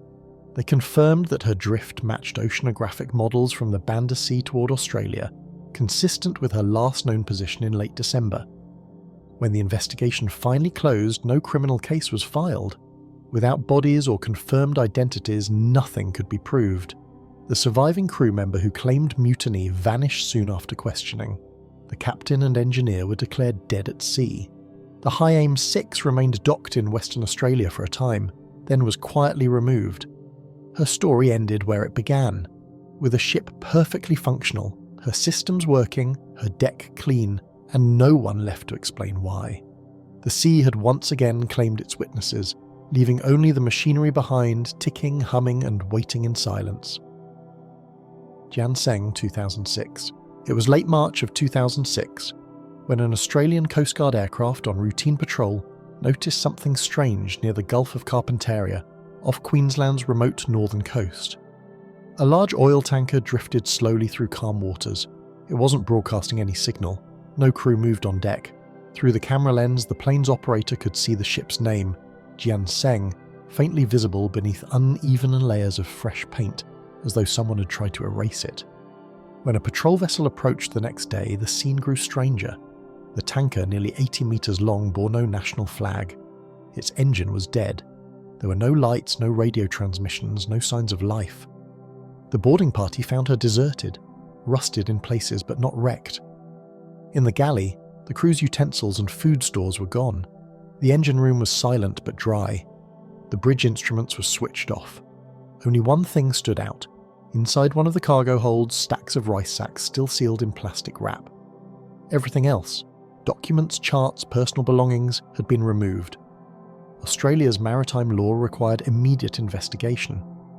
The Australian Customs Service launched an inquiry under the suspicion of illegal activity, possibly smuggling, piracy, or even human trafficking. Yet the first question they faced was simpler. Where did this ship come from? Inspectors searched for an identifying IMO number, the unique code assigned to every registered vessel in the world. The steel plates where such numbers should have been welded were missing. The name Jian Sang had been hastily painted on in block letters, unevenly applied, suggesting it might have been changed more than once. Paint layers revealed traces of older lettering beneath. In the inquiry room, officials pieced together clues. The ship was of an older Chinese design, likely built in the 1970s or 1980s. Her propulsion system had been stripped of key parts, fuel pumps, filters, and control lines removed. Whoever abandoned her had disabled her intentionally. There was no sign of forced entry or damage consistent with an emergency. It looked as though the crew had walked off, taking with them everything that could reveal their identities. When investigators traced the rice packaging, they discovered that the supplier markings matched products distributed in Indonesia.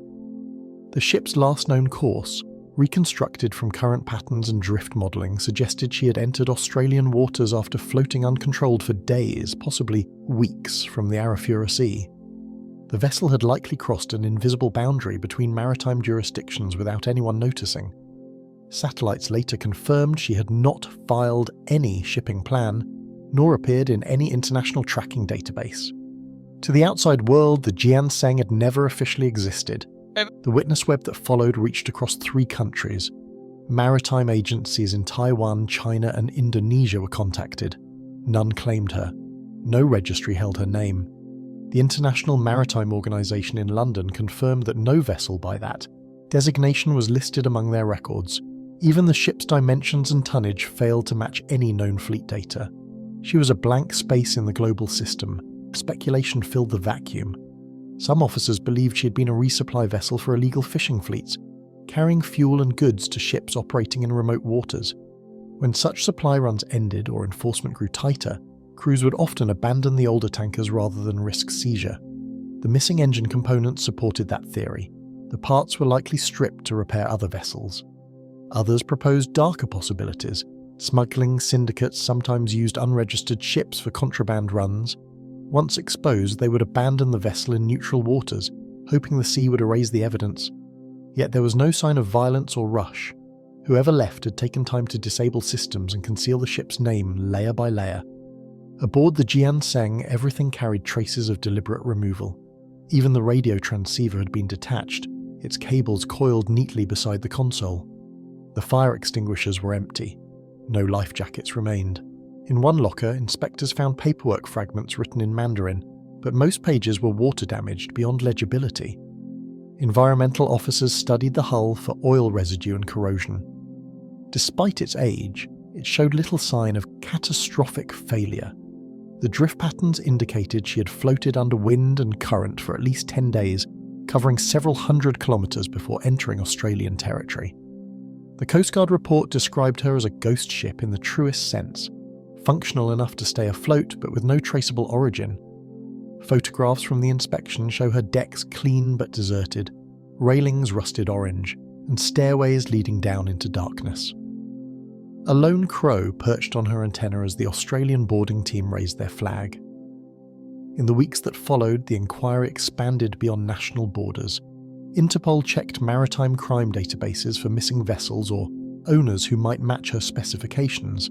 Again, nothing. It was as though the Jian Sang had been erased from history before she was even found. Australia's Maritime Safety Authority faced a difficult question: what to do with a ship that belonged to no one? The law required disposal of derelicts that posed navigation hazards. After months of assessment and no claimant emerging, the decision was made to scuttle the vessel. In late 2006, she was towed out to sea and deliberately sunk in deep water off Queensland's coast. For the public, the event sparked fascination.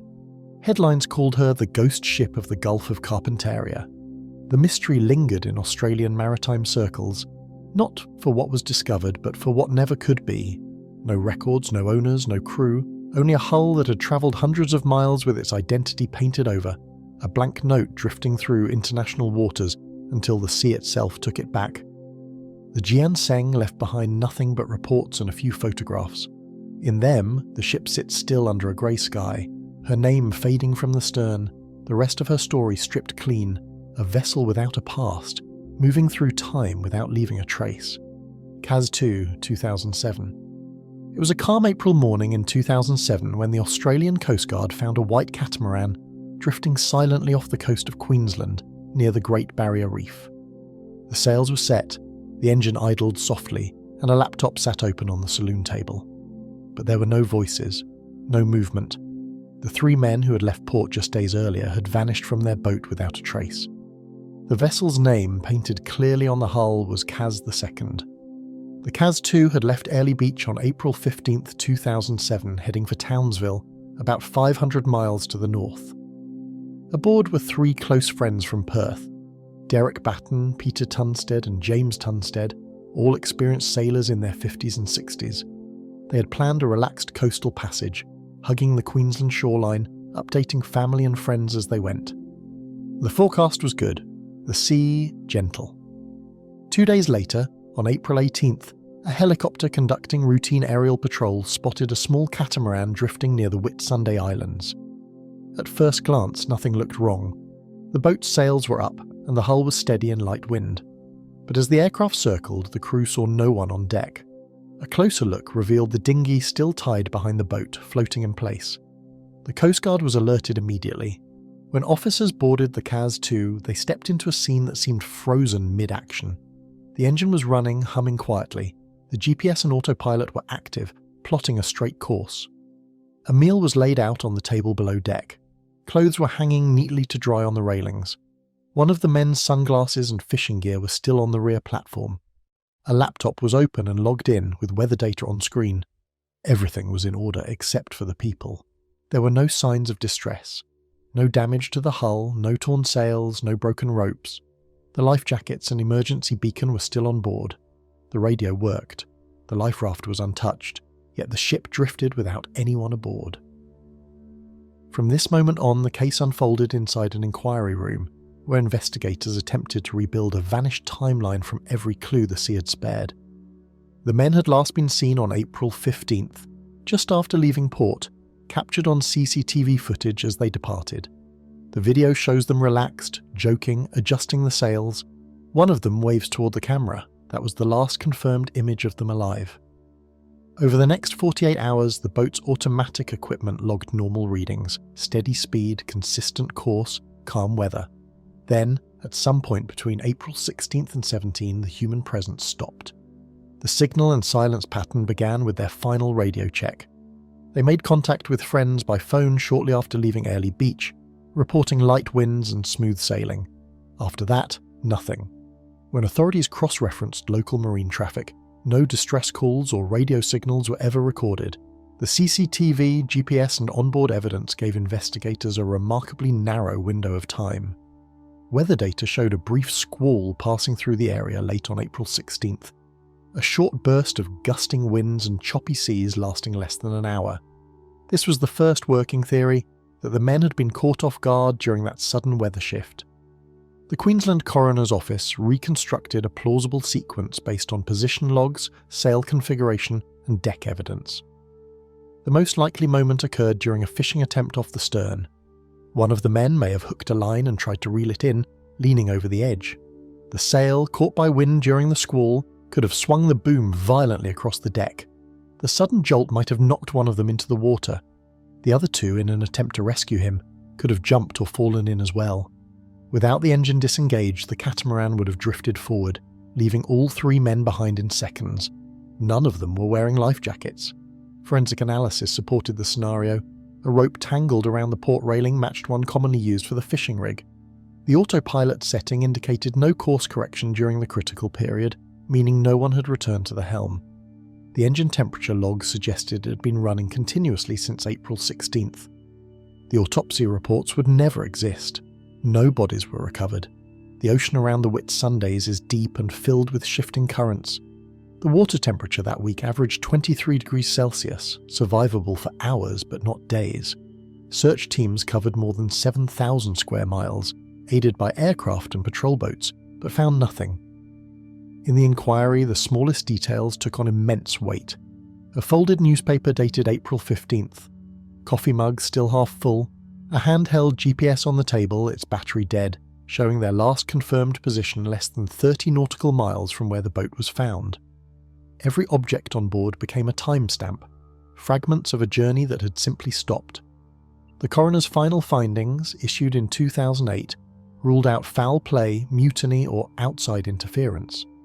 There was no evidence of violence, no damage consistent with boarding or collision. The conclusion was a freak accident, a chain reaction of ordinary actions made fatal by timing and circumstance. But even that explanation could not fill the silence that followed.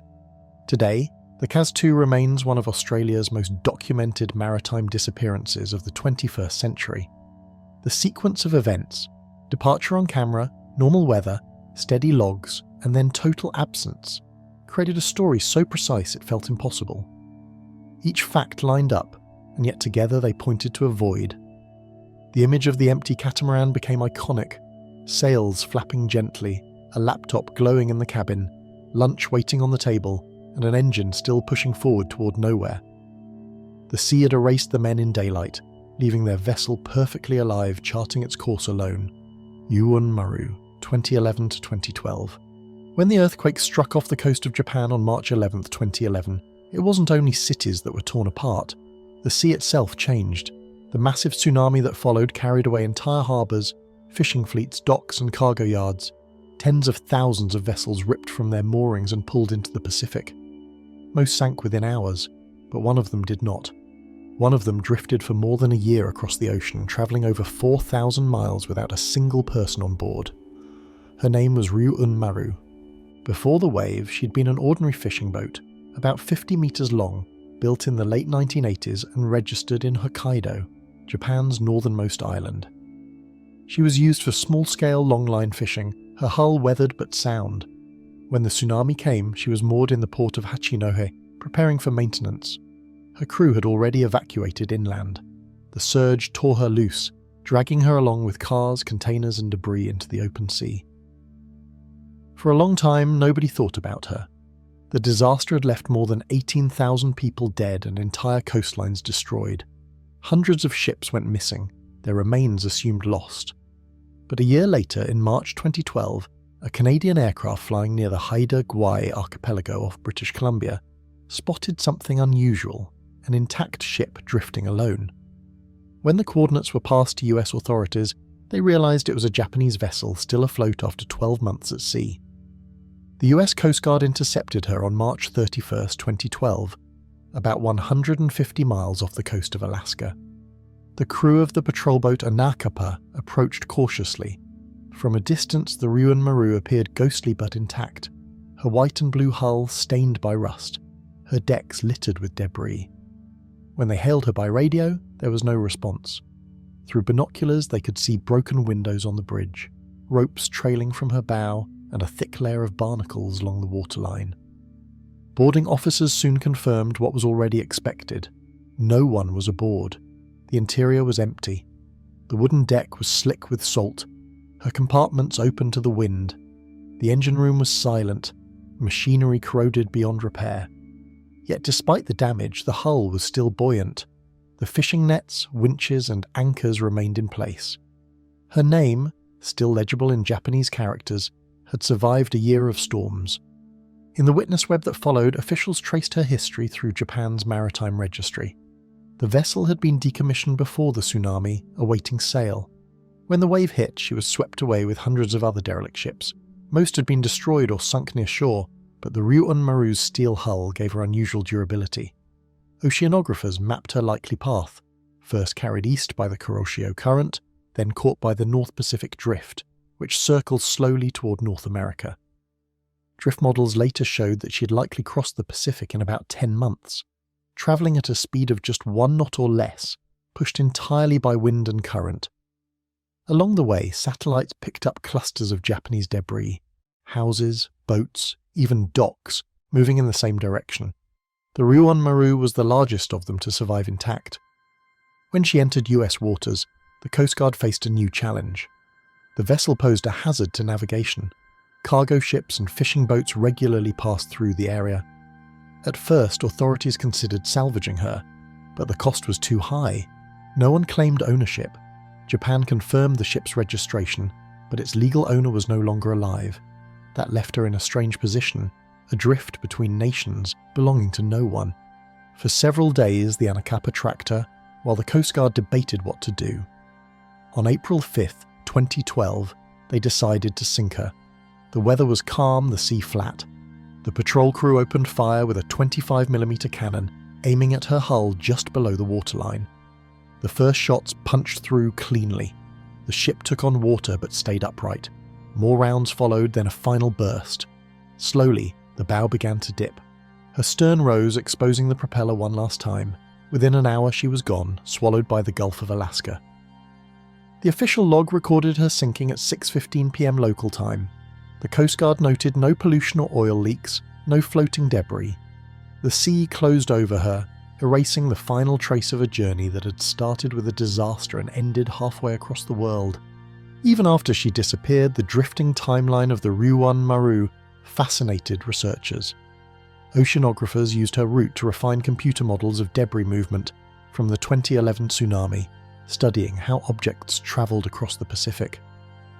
Satellite records and wave-tracking buoys later confirmed the incredible persistence of some materials, shipping containers, plastics, and wreckage that, like her, had survived the entire crossing.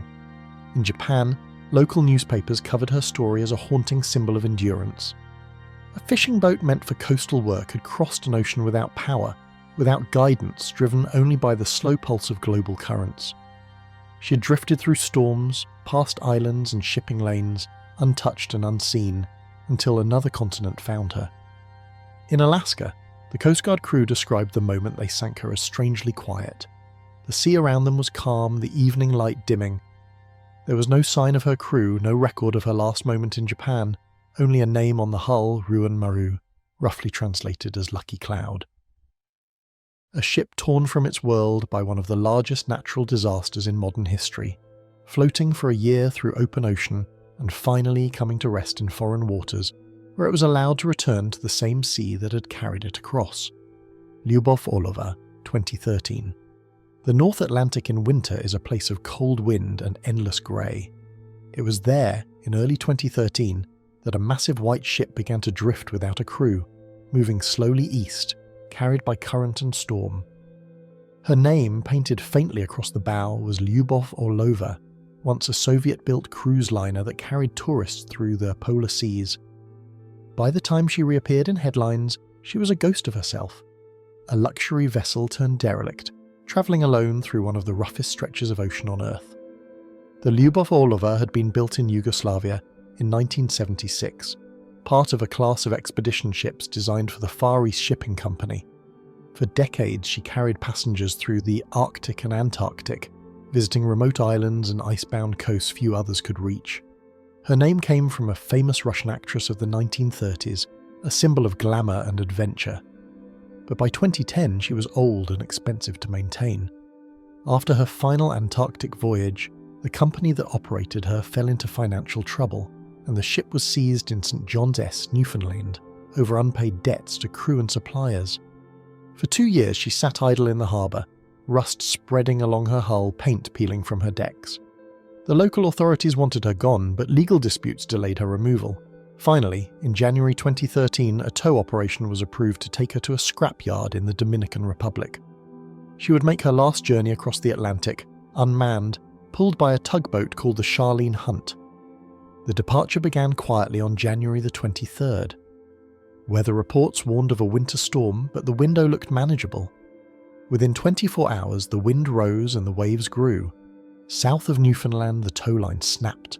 The tug's crew tried to reconnect it twice, but failed. The Coast Guard ordered them to return to port. The Lubov Orlova, still intact, drifted away into open ocean, empty, unpowered, and out of control. At first, the Canadian authorities monitored her position by radar and satellite. They hoped to reacquire and secure her, but the sea had other plans. Gale-force winds pushed her eastward, out of national waters.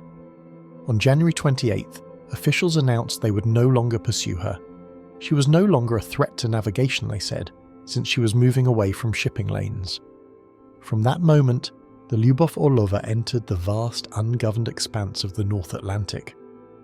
What followed became one of the most unusual witness webs in maritime memory, a chain of satellite signals, ocean reports, and public fascination that kept the story alive long after the ship itself had disappeared. On February 20th, 2013, 2 weeks after she was declared lost, a Canadian Coast Guard vessel, the Cape Roger, detected her again about 800 nautical miles off the coast of Ireland. For a short time, radar confirmed she was still afloat, drifting steadily east. But another storm struck, and contact was lost. Days later, emergency radio beacons, called EPIRBs, began transmitting from the ship's general location. These devices activate when exposed to seawater, meaning something aboard her had been damaged or submerged. The signals lasted several hours before going dark. Each new detection revived speculation.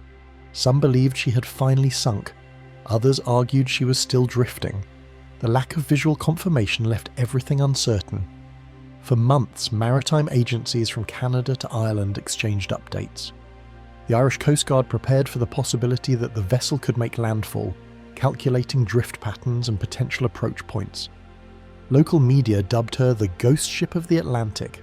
Within the inquiry room, analysts used satellite imagery and current modelling to estimate her route. The North Atlantic drift would have carried her northeast, toward Iceland or Norway, but winter storms could easily have pushed her south again. The Marine Traffic Database marked her as status unknown. The US National Oceanic and Atmospheric Administration later studied her disappearance as part of ocean debris tracking, comparing it to how shipping containers and wreckage move after storms. But one thing gave the story a life of its own: the ship's design.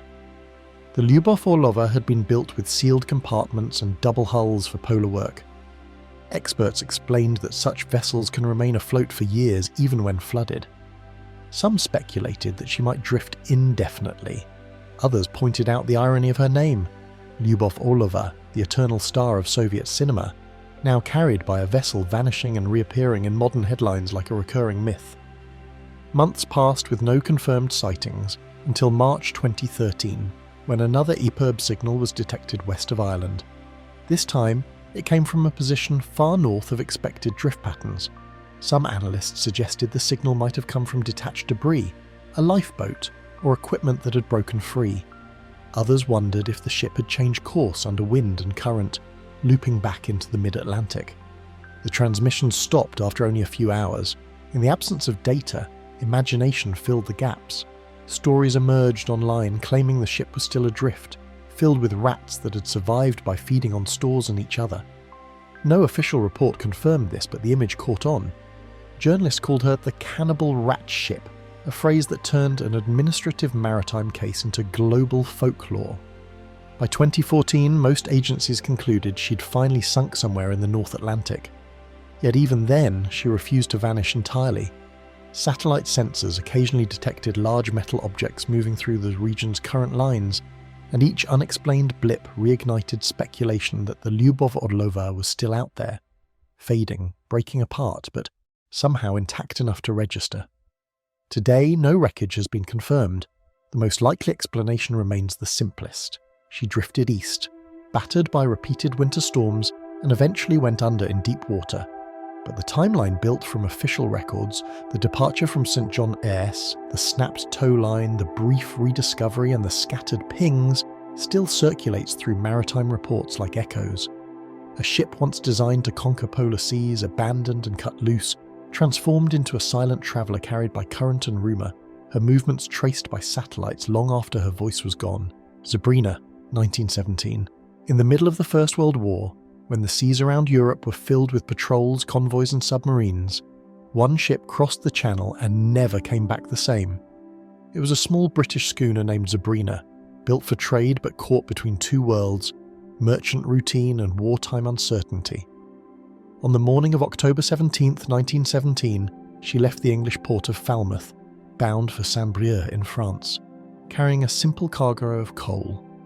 2 days later, she was found aground on the French coast near Roselle Point, completely intact, her cargo untouched, her sails still raised. There was only one thing missing: the crew. The Zabrina was a sailing barge with auxiliary engines, 189 tons in weight and just over 150 feet long. She was owned by Bolton Steam Shipping Company, one of many small firms that operated coastal cargo vessels between Britain and France during the war. The voyage she was undertaking was short, barely a day across the channel, but the route had become dangerous. German U-boats hunted relentlessly in those waters, targeting merchant ships that supplied Allied troops and factories. Every crossing carried risk. Before departure, the Zabrina's captain, Martin Reed, and his crew of 5 prepared the vessel as usual. The coal was loaded evenly, the engine checked, and weather conditions were favourable. Light wind, clear skies, calm seas. She was last seen leaving Falmouth Harbour under sail, her small auxiliary engine running. She never sent a distress signal. 2 days later, fishermen off Cherbourg noticed a British schooner drifting close to shore. When French naval authorities arrived, they found her wedged gently into the sandbanks. Her rigging was neat, her sails still partly set and the flag flying. The deck showed no damage. The hatches were closed and the cargo hold was full. The lifeboat was missing, but there was no sign of fire, gunfire or explosion. Inside the cabin, food sat uneaten on the galley table, charts and instruments were in place. The logbook, however, was gone. The discovery reached British command through the Admiralty War Room, where officers were already struggling to track hundreds of wartime losses. The question was whether the Zabrina had fallen victim to the war, or to something else entirely. Reports came in from the French Coast Guard confirming the hull was undamaged. If she had been torpedoed, the explosion would have been unmistakable. If boarded by the enemy, there should have been signs, struggle, shell marks, or confiscation of documents, but she was as pristine as when she had left England. The War Room Chronicle for that week listed her as a derelict recovered, not a loss due to enemy action. That phrasing alone marked her as unusual.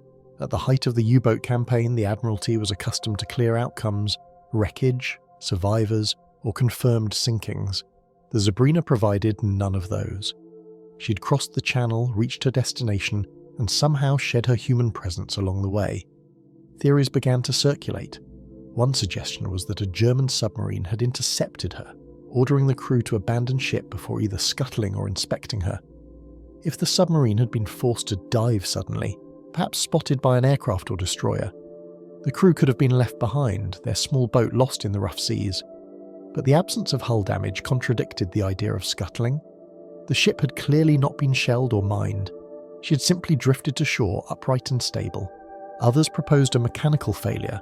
The auxiliary engine, small and temperamental, might have filled the cabin with fumes, causing the crew to abandon ship out of panic. But that did not explain why they left her fully rigged, or why the sails had been adjusted afterward to keep her steady. The most enduring contrast emerged between two kinds of evidence, the logbook versus hull. On paper, her last log position should have placed her halfway across the channel, roughly 50 miles south of the English coast. From there, the drift toward France matched wind and current patterns of mid-October 1917, when strong westerlies dominated. That would mean she drifted naturally after being abandoned. But the missing logbook itself became part of the mystery. If the crew had left willingly, why remove it? If the ship had been boarded, why leave everything else untouched? French officials examined the hull for shell fragments or bullet holes and found none. The cargo remained undisturbed. The galley supplies and water barrels were intact. Even the compass and sextant, valuable in wartime, were still in place. It was as if the men had stepped off expecting to return soon. In the following days, British and French naval patrols searched nearby waters for the missing crew. No lifeboat or bodies were ever recovered. The sea, heavy with traffic and wreckage from other sinkings, offered no clues. Within a month, the case was closed without conclusion. The Zabrina's owners reclaimed the vessel, refitted her, and returned her to service the next year. Decades later, maritime historians revisited the files. The Admiralty logbook, the French salvage report, and coastal weather records all align on one fact. The Zabrina remained structurally sound throughout. She had not been attacked, and her position ashore corresponded almost perfectly with the path of a vessel left unmanned in prevailing winds. The implication was that the crew abandoned her voluntarily, either through misunderstanding an encounter or through fear of unseen danger. The First World War had filled sailors' minds with tension. U-boats could appear at any moment, unseen until too late. A submarine's periscope, a shadow, even a torpedo wake could send panic through a small crew. If the Zabrina's men mistook something on the horizon and took to their boat, the sea could have easily claimed them within hours. The schooner, steady and stable, would have continued on, carried by the same wind they once commanded. By the time she reached the French coast, her white hull gleamed under the autumn light, her sails hanging loose, the ship itself preserved like a snapshot from before the moment everything changed. In the War Room files, her entry ends without comment, just a line of coordinates and a single word beside it, recovered. SS Altera abandoned in 2018, washed ashore in 2020. The North Atlantic has never stopped moving. Its currents carry everything, driftwood, containers, whole ships, across invisible lines between continents.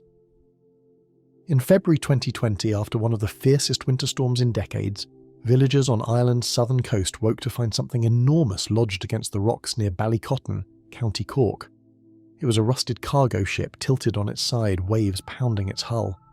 The name painted across it was faint but still legible, Alta. For a moment it looked like a new wreck, but it wasn't new at all. The ship had been missing for almost 2 years. The Alta had been built in 1976, a small general cargo freighter that spent decades moving goods across the Mediterranean and Atlantic routes. By the 2010s, she was old, sold and resold under various flags and owners, sometimes used for charter trade, sometimes laid up for repairs. By 2018, she was sailing under the Tanzanian flag, operated by a small crew of 10. That September, she left Greece, reportedly bound for Haiti. What happened next turned her into one of the strangest modern ghost ships on record. Somewhere between the Azores and Bermuda, the Alta's engines failed. She lost power entirely. No propulsion, no radio beyond a failing emergency set, and no way to signal except through short-range transmissions. The crew drifted for days, then weeks, running low on food and water.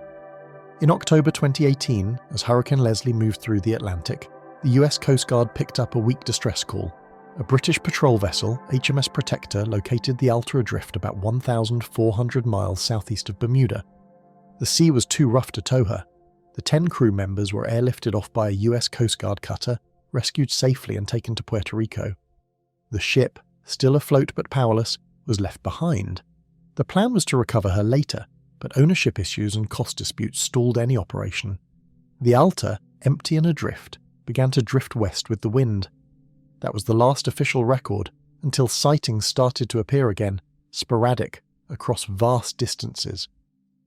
Over the next 2 years she was tracked by satellites and passing vessels, her path reconstructed through a growing witness web of reports. In late 2018 she was spotted by a merchant ship north of Bermuda. In August 2019, the Royal Navy's HMS Protector, the same vessel that had helped rescue her crew, reportedly saw her again in mid-Atlantic, drifting slowly east this time, her hull rusted, her decks empty, no one boarded. The drifting timeline of the Alta reads almost like a heartbeat, each appearance a pulse in the ocean's vast system. From her last known position near Bermuda, she followed the North Atlantic drift, a looping current that arcs towards Europe. Without power, she would have moved at roughly 1 to 2 knots, covering thousands of miles over many months. Oceanographers later confirmed that her eventual landfall in Ireland was entirely consistent with those drift patterns. By early 2020, Europe's western coasts were being battered by a succession of violent winter storms. One of them, Storm Dennis, hit Ireland in mid-February with hurricane-force winds. In the aftermath, residents near Ballycotton saw something enormous on the horizon, dark, leaning and motionless. When the tide fell, the full shape emerged, a 250-foot cargo ship stranded on the rocks below a cliff. Locals climbed down to investigate, finding her doors open, her decks tangled with wire and debris.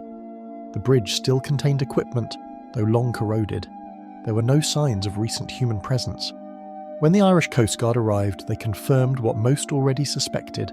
It was the Alta, the long-lost freighter from 2018. The hull markings matched perfectly, the faded registration number visible beneath layers of rust. The ship was upright, stable, but completely stripped. Everything of value, electronics, tools, even some interior panels, had already been removed or decayed. The Coast Guard declared her derelict, warning the public to stay off due to structural instability. For Ireland's Department of Transport, the case became an administrative problem as much as a curiosity. Who owned a ship that had been abandoned mid-ocean, and who was responsible for cleaning it up? No company came forward to claim her. Maritime law dictates that a derelict with no registered owner in national waters becomes the responsibility of the state where it lands. In this case, that meant Ireland.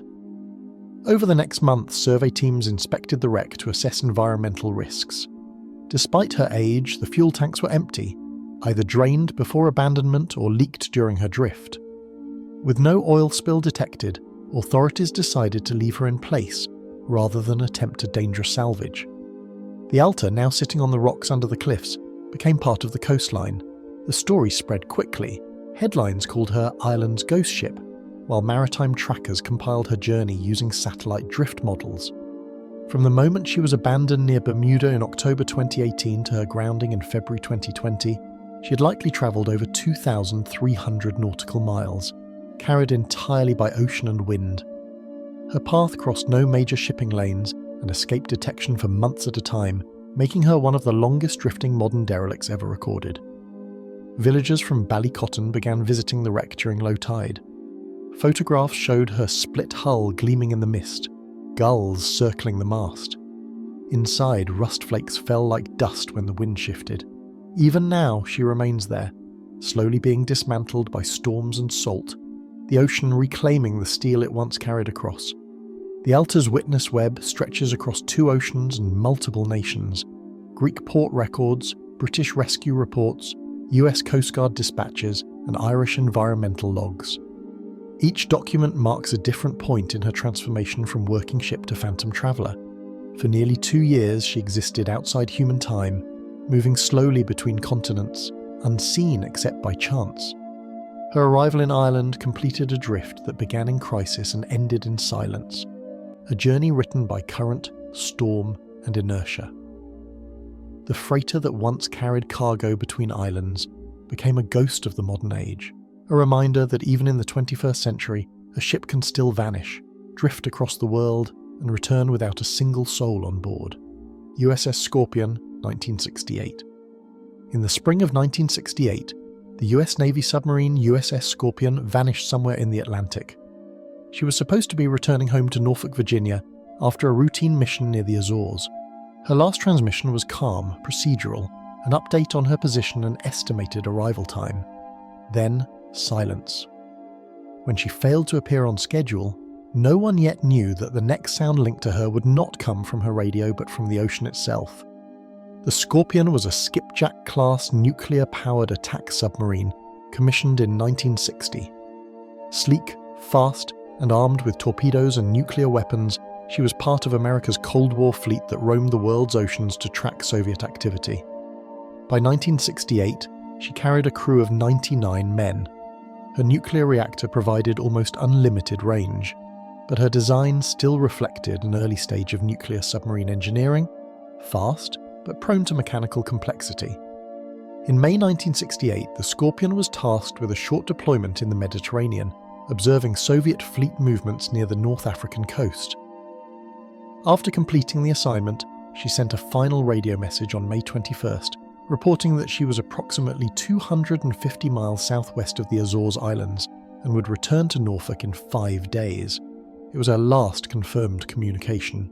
In the War Room Chronicle of the US Navy's Atlantic Fleet, those coordinates were logged, followed by increasingly urgent messages as the days passed. By May 27th, she was officially overdue. The order went out to initiate search and rescue Operation Scorpion. 55 ships, aircraft and submarines swept thousands of square miles of ocean. There were no oil slicks, no debris, no signal. The search dragged into weeks. Families waited at the pier in Norfolk as the Navy's communications centre remained lit around the clock. The Scorpion was equipped with an emergency buoy that would automatically surface if she went down, but it never appeared. As the days turned into months, the war room logs grew thinner, filled mostly with coordinates, sonar reports, and unanswered questions. At that time, the US Navy possessed one of the most advanced acoustic surveillance systems in the world, the Sound Surveillance System, or SOSUS, a vast underwater network of hydrophones designed to detect Soviet submarines. Analysts went back through SOSUS recordings from the week of May 21st, listening for anything unusual in the region where the Scorpion was last heard from. Deep in the noise of the Atlantic, they found it, a sharp, low-frequency sound followed by a series of smaller implosive events. Each sound had a precise timestamp. The first spike was recorded at 1844 GMT on May 22, 1968. Almost exactly when the submarine should have been mid-crossing. The acoustic data painted a grim picture, a sudden catastrophic event, followed by sequential collapses as the hull imploded under pressure. The pattern indicated that the submarine had descended rapidly past its crush depth.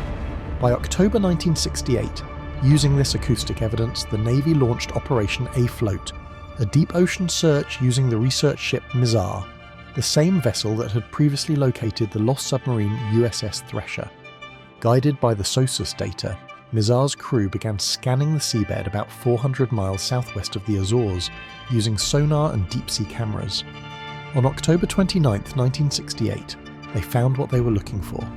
At a depth of nearly 10,000 feet, scattered across an area of roughly 3,000 feet in diameter, lay the wreck of the Scorpion.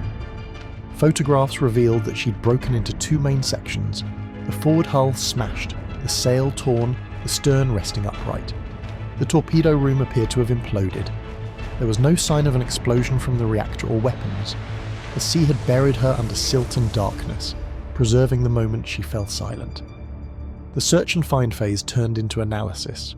The US Navy Court of Inquiry convened the following year to determine what had caused the loss. Investigators studied structural models, torpedo safety systems, and the submarine's maintenance record.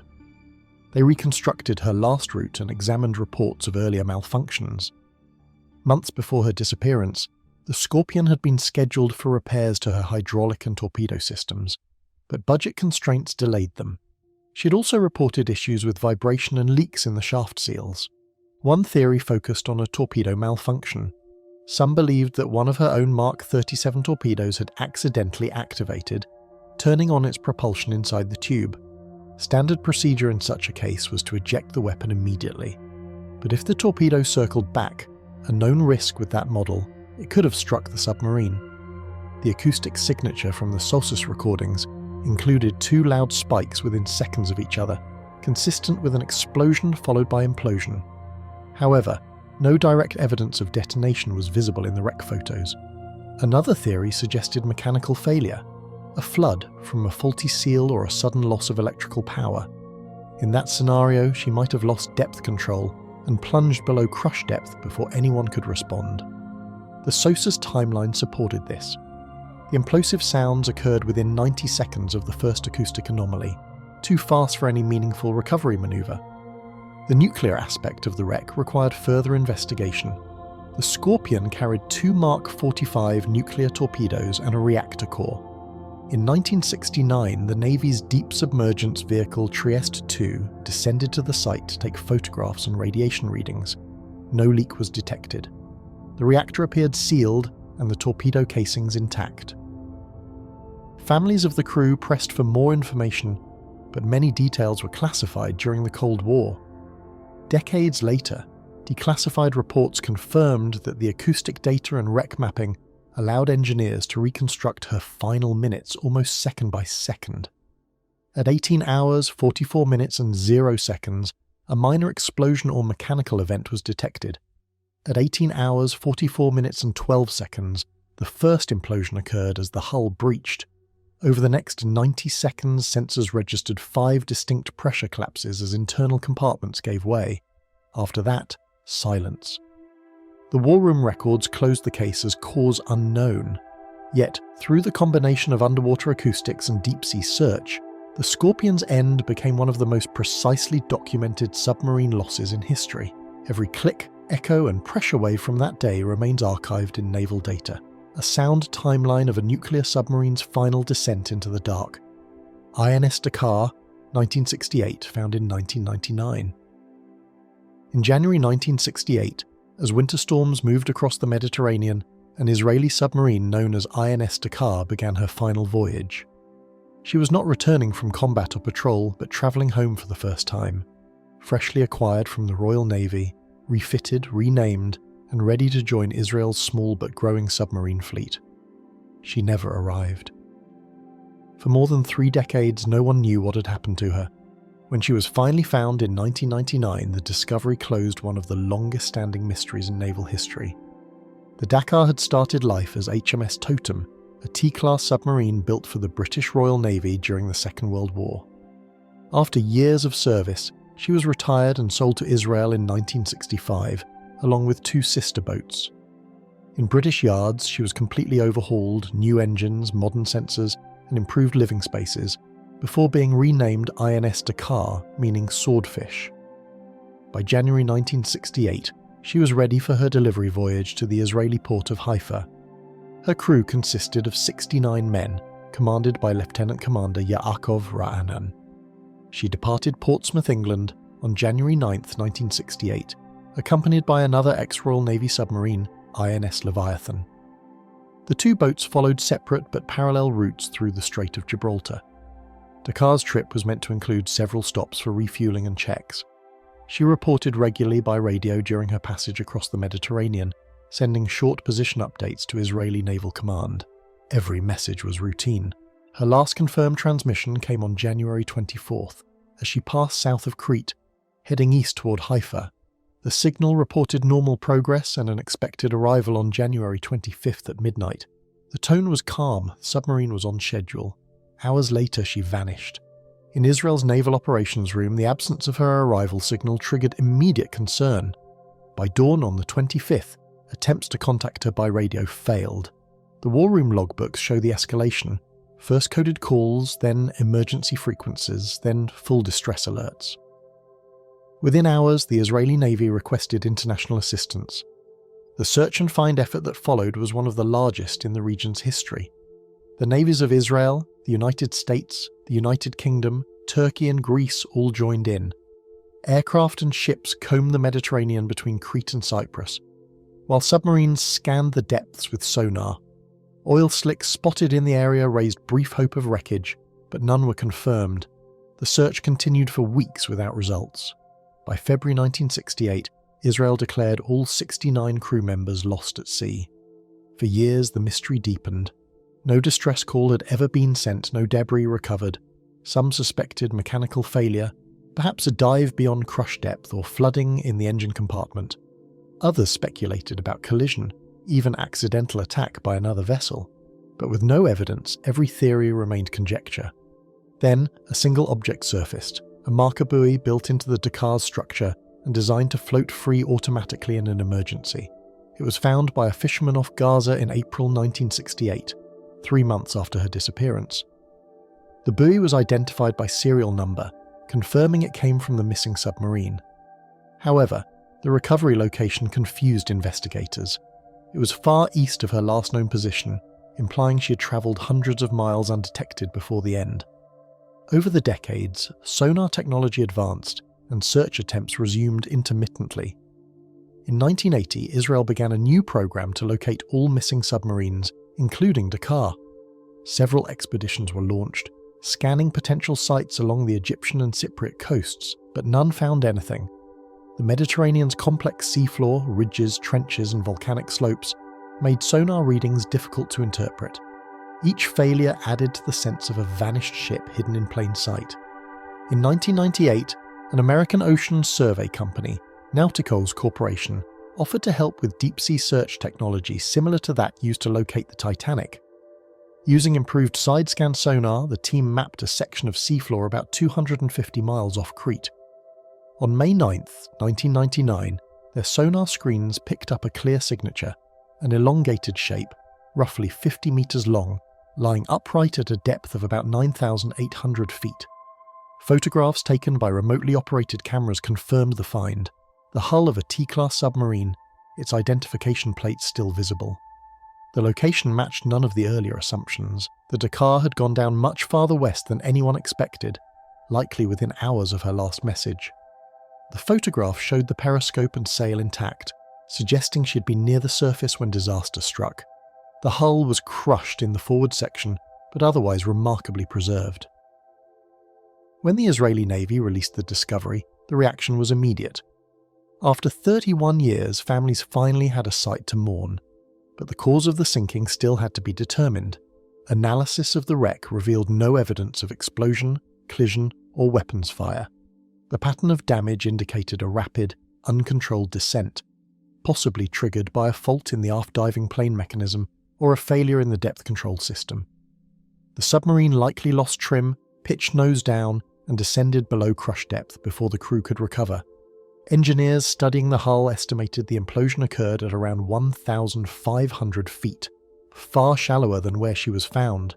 That meant she had continued to fall for miles after collapsing, carried down by her own momentum. The entire event would have unfolded in less than 2 minutes. In October 2000, a small portion of the submarine, specifically her bridge and forward sail, was raised from the seabed and brought to Israel. It became the centerpiece of a national memorial at Mount Herzl Military Cemetery in Jerusalem. The rest of the wreck remains where it was discovered, preserved as a military grave. The search for Dakar lasted 31 years and covered over 1.5 million square miles of ocean. The final coordinates, 32°05, N 33°42E, were entered into naval records as her resting place. The sonar images from that expedition mark the end of a timeline that began with a simple radio message and ended nearly 10,000 feet below the Mediterranean, where the currents still move quietly around the steel remains of a submarine once thought lost forever. Minerve S647, 1968, found in 2019.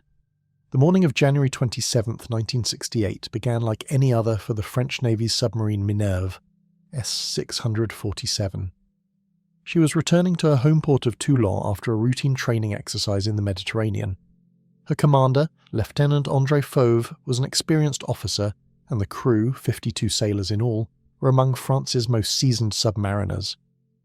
The weather was rough, but manageable, the kind of wind and swell that tested a crew's precision but posed no unusual threat. At 7:55 a.m, she sent a final radio message confirming her position. 4 minutes later, she disappeared.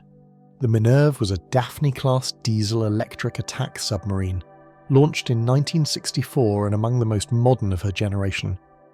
At 57 metres long, she could dive to about 300 metres and was built for coastal patrols, anti-submarine exercises, and Mediterranean defence.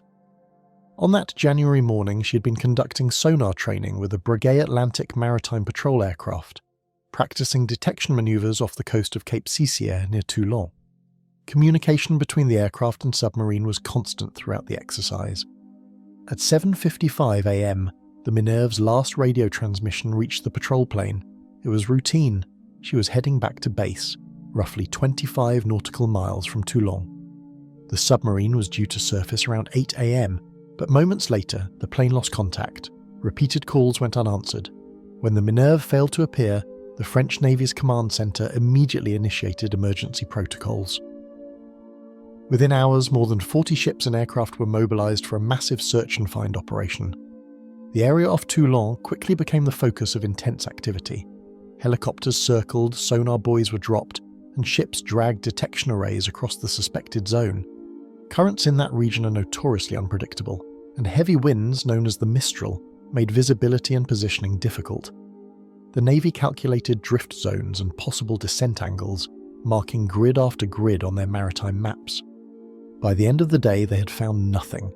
On the second day, aircraft from neighbouring NATO bases joined the effort. American and British naval units provided sonar assistance, using advanced detection technology capable of scanning hundreds of metres below the surface. French destroyers and research vessels dropped microphones, searching for the metallic echo of a hull resting on the seabed. Still, no signal came back. By the fourth day, hopes of rescue faded. The French Navy officially declared the Minerve lost with all hands. In the war room logbooks, her last coordinates were marked in red, the 27th of January, 1968, 43°17N, 5°47E. The official depth in that region exceeded 2,000 metres, well beyond the submarine's crush limit.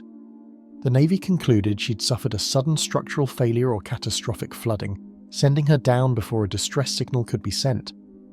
The search continued intermittently for years, but always ended the same way. No wreck, no debris, no conclusive trace. Family members of the crew pressed the Navy for renewed expeditions, but technology at the time could not effectively scan such depths with precision. For half a century, the Minerve became one of France's most haunting maritime mysteries, her story frozen in time alongside other Cold War-era submarine losses like the USS Scorpion and Israel's INS Dakar, both of which had disappeared the same year. In the decades that followed, fragments of evidence re-emerged, but none led to her. In the 1980s, fishermen off Toulon reported snagging nets on metallic structures deep below, but sonar checks showed only natural formations. In 2000, a French expedition attempted to remap the seabed using newer sonar, but the search area, spanning nearly 2,500 square kilometres, proved too vast. For many, the Minerve had become a ghost of the Cold War, remembered mostly during naval ceremonies each January. Then, in 2018, exactly 50 years after the loss, the French Ministry of Armed Forces authorised a new mission. Families of the crew had petitioned President Emmanuel Macron directly, asking for a definitive answer. Technology had advanced enormously. Modern multi-beam sonar, autonomous underwater vehicles, and deep-sea imaging could now reach depths and resolutions unimaginable in 1968. The Navy partnered with the private ocean research firm Ocean Infinity, known for its role in the search for Malaysia Airlines Flight 370. The mission began in July 2019, coordinated from the French oceanographic ship Parr. Using autonomous underwater drones, the team began to systematically scan the Mediterranean seabed south of Toulon.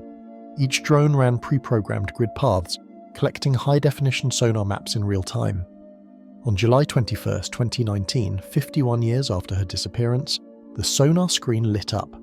At a depth of 2,370 meters, a distinct shape appeared, long, cylindrical, and sharply defined. The outline matched that of a Daphne-class submarine. A remotely operated vehicle descended for confirmation, and within hours cameras captured the unmistakable sight of the Minerve's conning tower, still bearing the faint lettering S647. The wreck rested upright on the seabed, its bow detached but nearby. The rear section was largely intact. The position, roughly 45 kilometers south of Toulon, was astonishingly close to her last known coordinates. She'd gone down almost exactly where the French Navy had first searched, but too deep for 1960s sonar to detect. Analysis of the debris suggested a catastrophic structural failure, possibly caused by an abrupt dive combined with strong underwater currents. Investigators determined that the submarine may have descended too steeply while surfacing, leading to a compression failure in the forward hull. The collapse would have been instantaneous, leaving no time for communication. When the discovery was announced, French naval families gathered at the Toulon naval base. Many had waited their entire lives for an answer. A ceremony honoured the 52 sailors who perished that day, their names read aloud beside a new memorial plaque. The French Minister of Armed Forces, Florence Parly, confirmed that the Minerve would remain in place as a protected war grave. The rediscovery reshaped the official timeline of the event. For 51 years, the location had been marked as uncertain. Coordinates estimated, depths debated, causes disputed. The sonar data and imagery now provided exact answers: latitude, longitude, depth, and visual confirmation. For historians and oceanographers, it demonstrated how the same sea that conceals can also preserve, holding wrecks perfectly still for decades until the technology finally catches up. The Minerve's resting place now forms part of France's national memory. On naval charts, her final coordinates, 43°47' 5°18' remain permanently marked, a quiet reminder of how a submarine lost within minutes can wait half a century to be found again, lying untouched beneath 2 kilometers of Mediterranean silence. Edmund Fitzgerald, 1975. The SS Edmund Fitzgerald was a ship built to command the Great Lakes. At 729 feet long, she was the largest freighter on those inland seas when launched in 1958, hauling iron ore between the mines of Minnesota and the steel mills of Detroit and Toledo. Her size and speed made her a legend among sailors, earning her nicknames like the Mighty Fitz and the Pride of the American Side. But on November 10th, 1975, she met a storm that rewrote her story entirely. That day, Lake Superior, a body of water known for its sudden tempests, turned violent. Weather bulletins warned of a massive gale moving east from Duluth toward Whitefish Bay. The Fitzgerald, commanded by Captain Ernest M. McSorley, was en route from Superior, Wisconsin to Zug Island, Michigan, carrying 26,000 tons of taconite pellets. Alongside her was another freighter, the SS Arthur M. Anderson, following roughly 10 miles behind. Both ships were caught in the path of a storm that would generate winds over 50 knots and waves more than 25 feet high. At first, McSorley's radio reports were confident. The Fitzgerald had faced rough weather before. At 3:30 p.m, he radioed the Anderson, "We are holding our own." But conditions were deteriorating fast. Snow squalls reduced visibility to zero, and the waves began to break over the decks. The ship's radar system failed around 4:10 p.m, forcing McSorley to rely on the Anderson's crew for navigational updates. The two captains kept in constant contact by radio, their voices cutting through static as they tried to track each other in the blinding snow. By late afternoon, the Fitzgerald was struggling. She had taken on water, and her pumps were running continuously. The storm hourglass structure of her final hours can be traced almost minute by minute through those radio logs.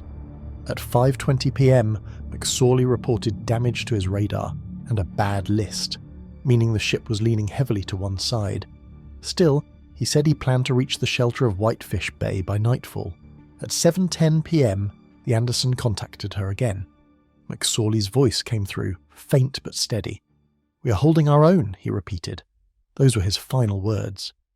Minutes later, the radar operator on the Anderson noted that the Fitzgerald had disappeared from the screen. She had been there one moment, then gone. The time was 7:15 p.m. No distress call had been sent. No flares were seen. The gale-force winds howled across the lake, making any search nearly impossible. The Anderson and several other vessels in the area attempted to radio the Fitzgerald, but every call went unanswered. When dawn broke on November 11th, the US Coast Guard began a full-scale search operation. Helicopters and rescue ships scoured the lake's surface through the morning. Around 10:30 a.m, they spotted debris, lifeboats, life rings, and pieces of the ship's deck floating near Caribou Island, about 17 miles north of Whitefish Bay. None of the 29 crew members were found. The largest freighter on the Great Lakes had vanished in less than a minute. The inquiry room began its work almost immediately. The US Coast Guard, the National Transportation Safety Board, and the Lake Carriers Association all launched parallel investigations. Within a year, the Coast Guard released its initial report, concluding that the Fitzgerald had likely suffered structural failure after taking on water through damaged deck hatches. But other experts disagreed. The Lake Carriers Association argued that rogue waves, known on the Great Lakes as Three Sisters, might have struck in rapid succession, overwhelming the ship's buoyancy. In 1976, a team using side-scan sonar located the wreck. The Edmund Fitzgerald lay in two main pieces about 530 feet below the surface, just north of Whitefish Point. The bow rested upright, the stern inverted, and a debris field stretched between them. Subsequent dives by submersibles and remotely operated cameras provided new insight. The hull appeared to have fractured during descent, not before. The hatches, though damaged, were mostly intact.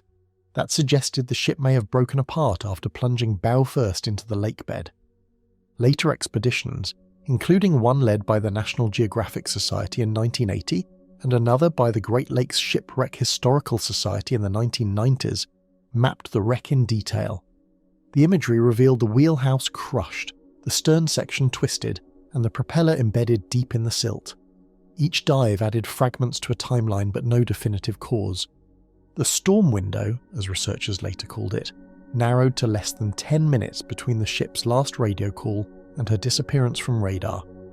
Meteorological data showed that wind speeds increased dramatically during that span, with gusts above 60 knots and wave heights possibly reaching 35 feet. The Fitzgerald, already listing and taking on water, may have been overwhelmed by 2 or 3 massive waves in rapid sequence. The final impact would have driven her bow down sharply, forcing water through the hatch covers and cargo holds. Crews who later examined the wreck noted that no emergency equipment had been deployed. The lifeboats found on the surface were smashed or unopened, confirming that the crew had no time to react.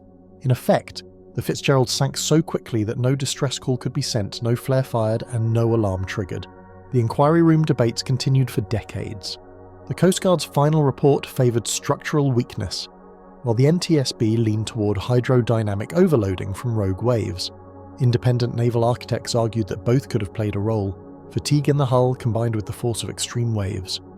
In the 1990s, metallurgical studies on similar ships revealed that steel used in Great Lakes freighters of the 1950s became brittle in cold temperatures, which may have contributed to the sudden break.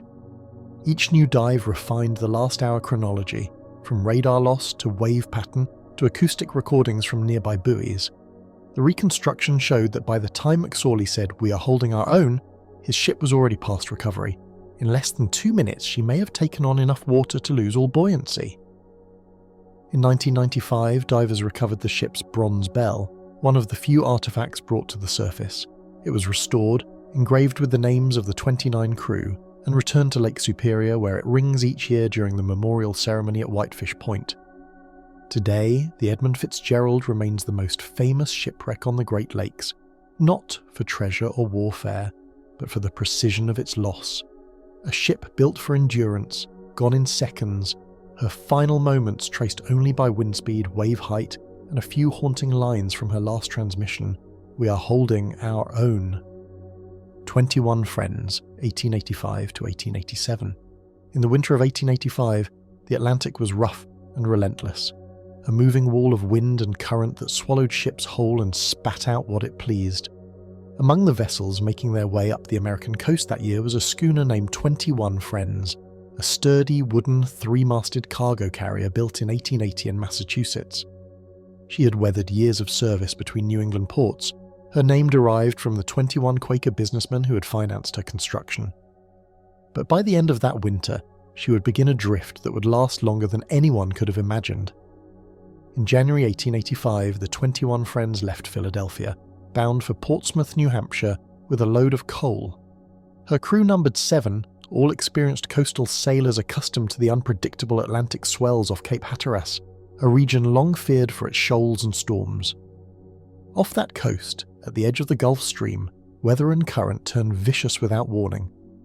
Somewhere near Cape Hatteras, she collided with another vessel. The exact ship she struck remains uncertain. Records mention a British brig in the area, but the result was the same. Her hull was damaged badly enough that the captain ordered her abandoned. The crew was rescued, and the schooner was presumed lost. But she didn't sink. The 21 Friends stayed afloat, its holds watertight and cargo intact. With no one aboard, her sails still partly set, she began to drift. Slowly at first, then steadily, caught in the endless conveyor belt of the Atlantic's major currents. Weeks later, she was sighted again, upright, empty, and moving east. Her name was still visible on the stern, the paint barely faded. Passing steamers logged her position and condition in maritime reports. Each encounter was like a pulse, a sign of a vessel still alive in the sea's rhythm. By the end of 1885, sightings placed her hundreds of miles from the American coast, caught in the North Atlantic drift. Through 1886, she continued to appear across the ocean, her hull weathered but stable. The Atlantic currents that move clockwise between North America and Europe carried her in a vast loop. Merchant ships from Britain, France, and the Netherlands began to record her presence, noting her location in logbooks submitted to maritime authorities. Each report placed her farther east, yet still afloat, still unclaimed. Sailors called her a phantom schooner, a ghost of American trade crossing the ocean without compass, crew, or command. The 21 Friends had become part of a phenomenon sailors knew but rarely documented, a derelict that outlasted storms, months, and even years. The wood used in her hull, white oak and yellow pine, had been treated with tar and iron fastenings, making it resilient to rot and wave damage. Her cargo of coal, dense and low in buoyancy, provided ballast that kept her balanced. The result was a drifting structure nearly unsinkable, a perfect equilibrium between weight and buoyancy. For nearly 2 years, she rode the Atlantic's invisible highways. In that time, newspapers on both sides of the ocean began reporting on her journey. American maritime bulletins listed her as missing, presumed lost. European columns wrote of a deserted schooner, 21 Friends wandering the sea. Sailors spoke of her as if she were alive, moving with purpose but never answering a hail. By 1887, her voyage ended on the far side of the Atlantic. In the spring of that year, fishermen off the southwest coast of Ireland, near Ballycotton Bay, spotted a large schooner drifting close to shore. When they boarded her, they found everything silent. Her deck was half flooded, her sails shredded, and her rigging tangled, but the hull was remarkably intact. The coal cargo was still below deck, dry and untouched. Her wheel was lashed, as if fixed in place by her last helmsman. Authorities confirmed her identity soon after. The brass letters on the stern, faded but legible, read 21 Friends. She had travelled roughly 3,500 nautical miles since the collision off Cape Hatteras, an entire ocean crossed without a hand on her tiller. The Irish Coast Guard secured her, and salvage crews took her into port. For a brief moment, she became a local marvel, a ghost ship from America, carried by nothing but current and luck. Her drift can be reconstructed today through historical oceanographic data. The Gulf Stream, running north along the US coast, would have first carried her toward the open Atlantic. From there, the North Atlantic Drift pushed her northeast, the same route that centuries of sailing vessels took toward Europe. Seasonal variations and wind patterns likely slowed her progress, causing her to wander in arcs before finally nearing the British Isles. The trip would have taken more than a year and a half, and astonishingly long survival for a wooden schooner left unmanned in open water. Reports from the time mention that her masts had been partially broken, likely by storms, but the hull remained sealed tight. Some contemporary observers called her an indestructible ship, while others viewed her as an omen. One newspaper in Cork described her as the American wanderer come to rest. The case entered maritime records as one of the longest confirmed drifts of a derelict vessel in the 19th century. For years after her recovery, sailors retold her story as proof of the ocean's unpredictability. The 21 Friends had gone from a working schooner to a transatlantic drifter, moving through the drifting timeline that few ships survived. She was a reminder of how the sea could both destroy and preserve, taking a man's livelihood one moment and keeping his vessel afloat long after he was gone.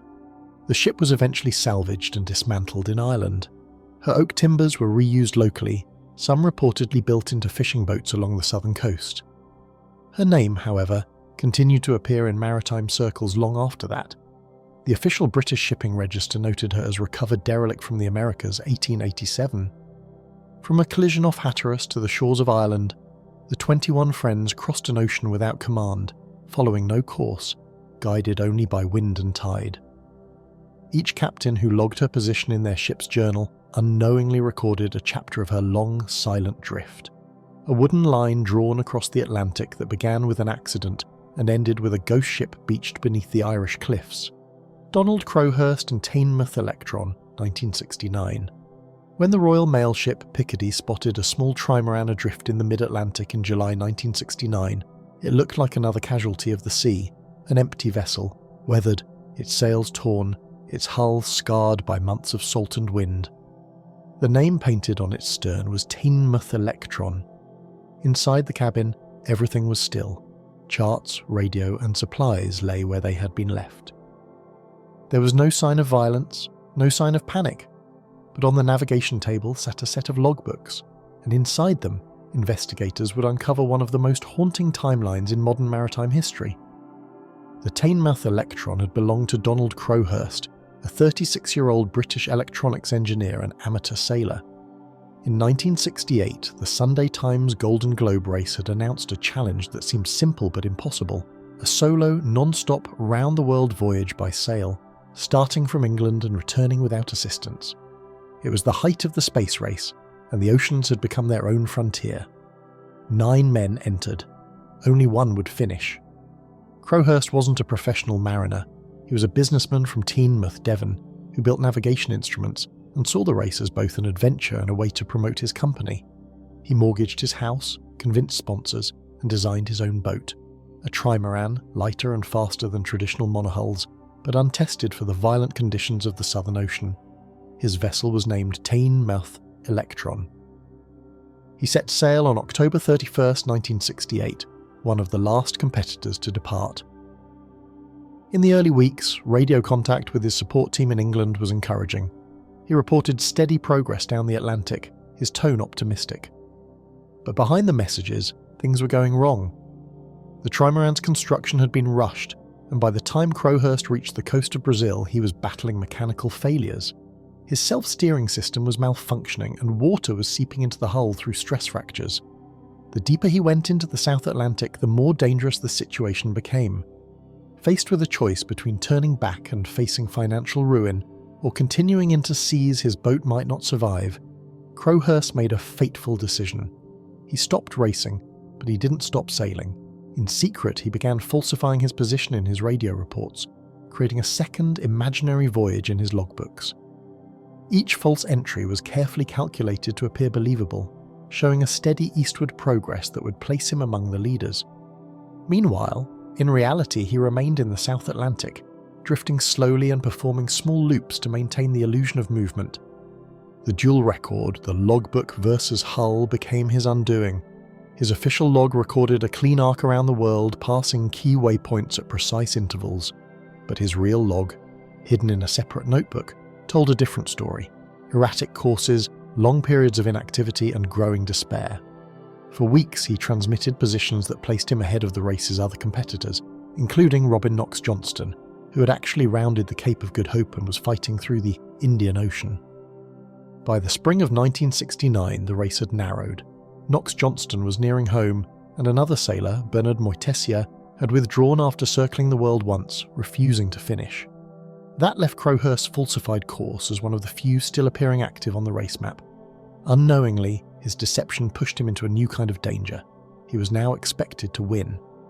In May, Knox-Johnston finished first, completing the circumnavigation and donating his prize money to Crowhurst's family, believing the struggling engineer might still be somewhere at sea. But the Teignmouth Electron had stopped transmitting. When the ship was finally found on July 10, 1969, drifting roughly 1,800 miles west of the Azores, investigators from the British Merchant Marine Office boarded her. The inquiry room process began immediately. Inside the cabin, they discovered 3 logbooks, a radio log, an official navigational log, and a third, more personal record. The first 2 appeared meticulous, with entries marking daily positions across the Southern Ocean.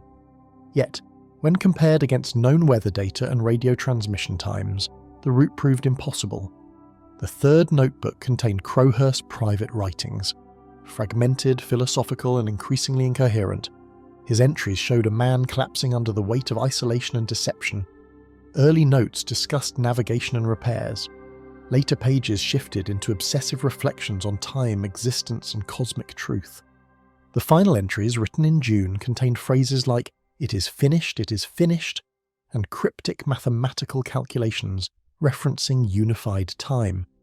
The handwriting became erratic, almost illegible. The last entry was dated July 1st, 1969, 9 days before the boat was found. The inquiry room in England pieced together a timeline. Crowhurst had likely remained in the South Atlantic for months, tracking false coordinates on his charts, then turned north in early summer, possibly intending to merge back into real time by rejoining his supposed position. The stress, isolation, and fear of exposure may have driven him into psychological collapse. With no sign of struggle or external damage, investigators concluded he had taken his own life, stepping off the deck sometime around July 1st. The Teignmouth Electron was towed to Antigua, where she was examined and photographed. The hull bore no signs of collision or storm damage, only the slow decay of a vessel left adrift. Her sails were shredded, but her rigging intact. The food stores were untouched. It was as if the sea itself had been waiting in silence for someone to find her. The dual logbooks, the false navigation record, and the personal journal became central to the official report. They offered a haunting mirror image. One world meticulously plotted and entirely untrue, the other a descent into the internal chaos of a man cut loose from both geography and time. Experts in maritime psychology later studied Crowhurst's writings as an example of what prolonged isolation can do to human cognition, especially under extreme stress. The Teignmouth Electron remained abandoned on a beach in Cayman Brac, where her decaying hull still lies today, visited by travellers and sailors who know her story. Her name is faint, her timbers bleached by decades of sun. Yet inside her, the ghost of Crowhurst's impossible journey endures, a story not of distance crossed, but of time unravelling, measured not in miles, but in the narrowing space between 2 logbooks that could never be reconciled. Every wreck, every drift, every unanswered signal becomes part of the ocean's long memory. The waves erase names, but not patterns. Somewhere out there, time still bends with the tide, and the silence between signals carries what's left of their story.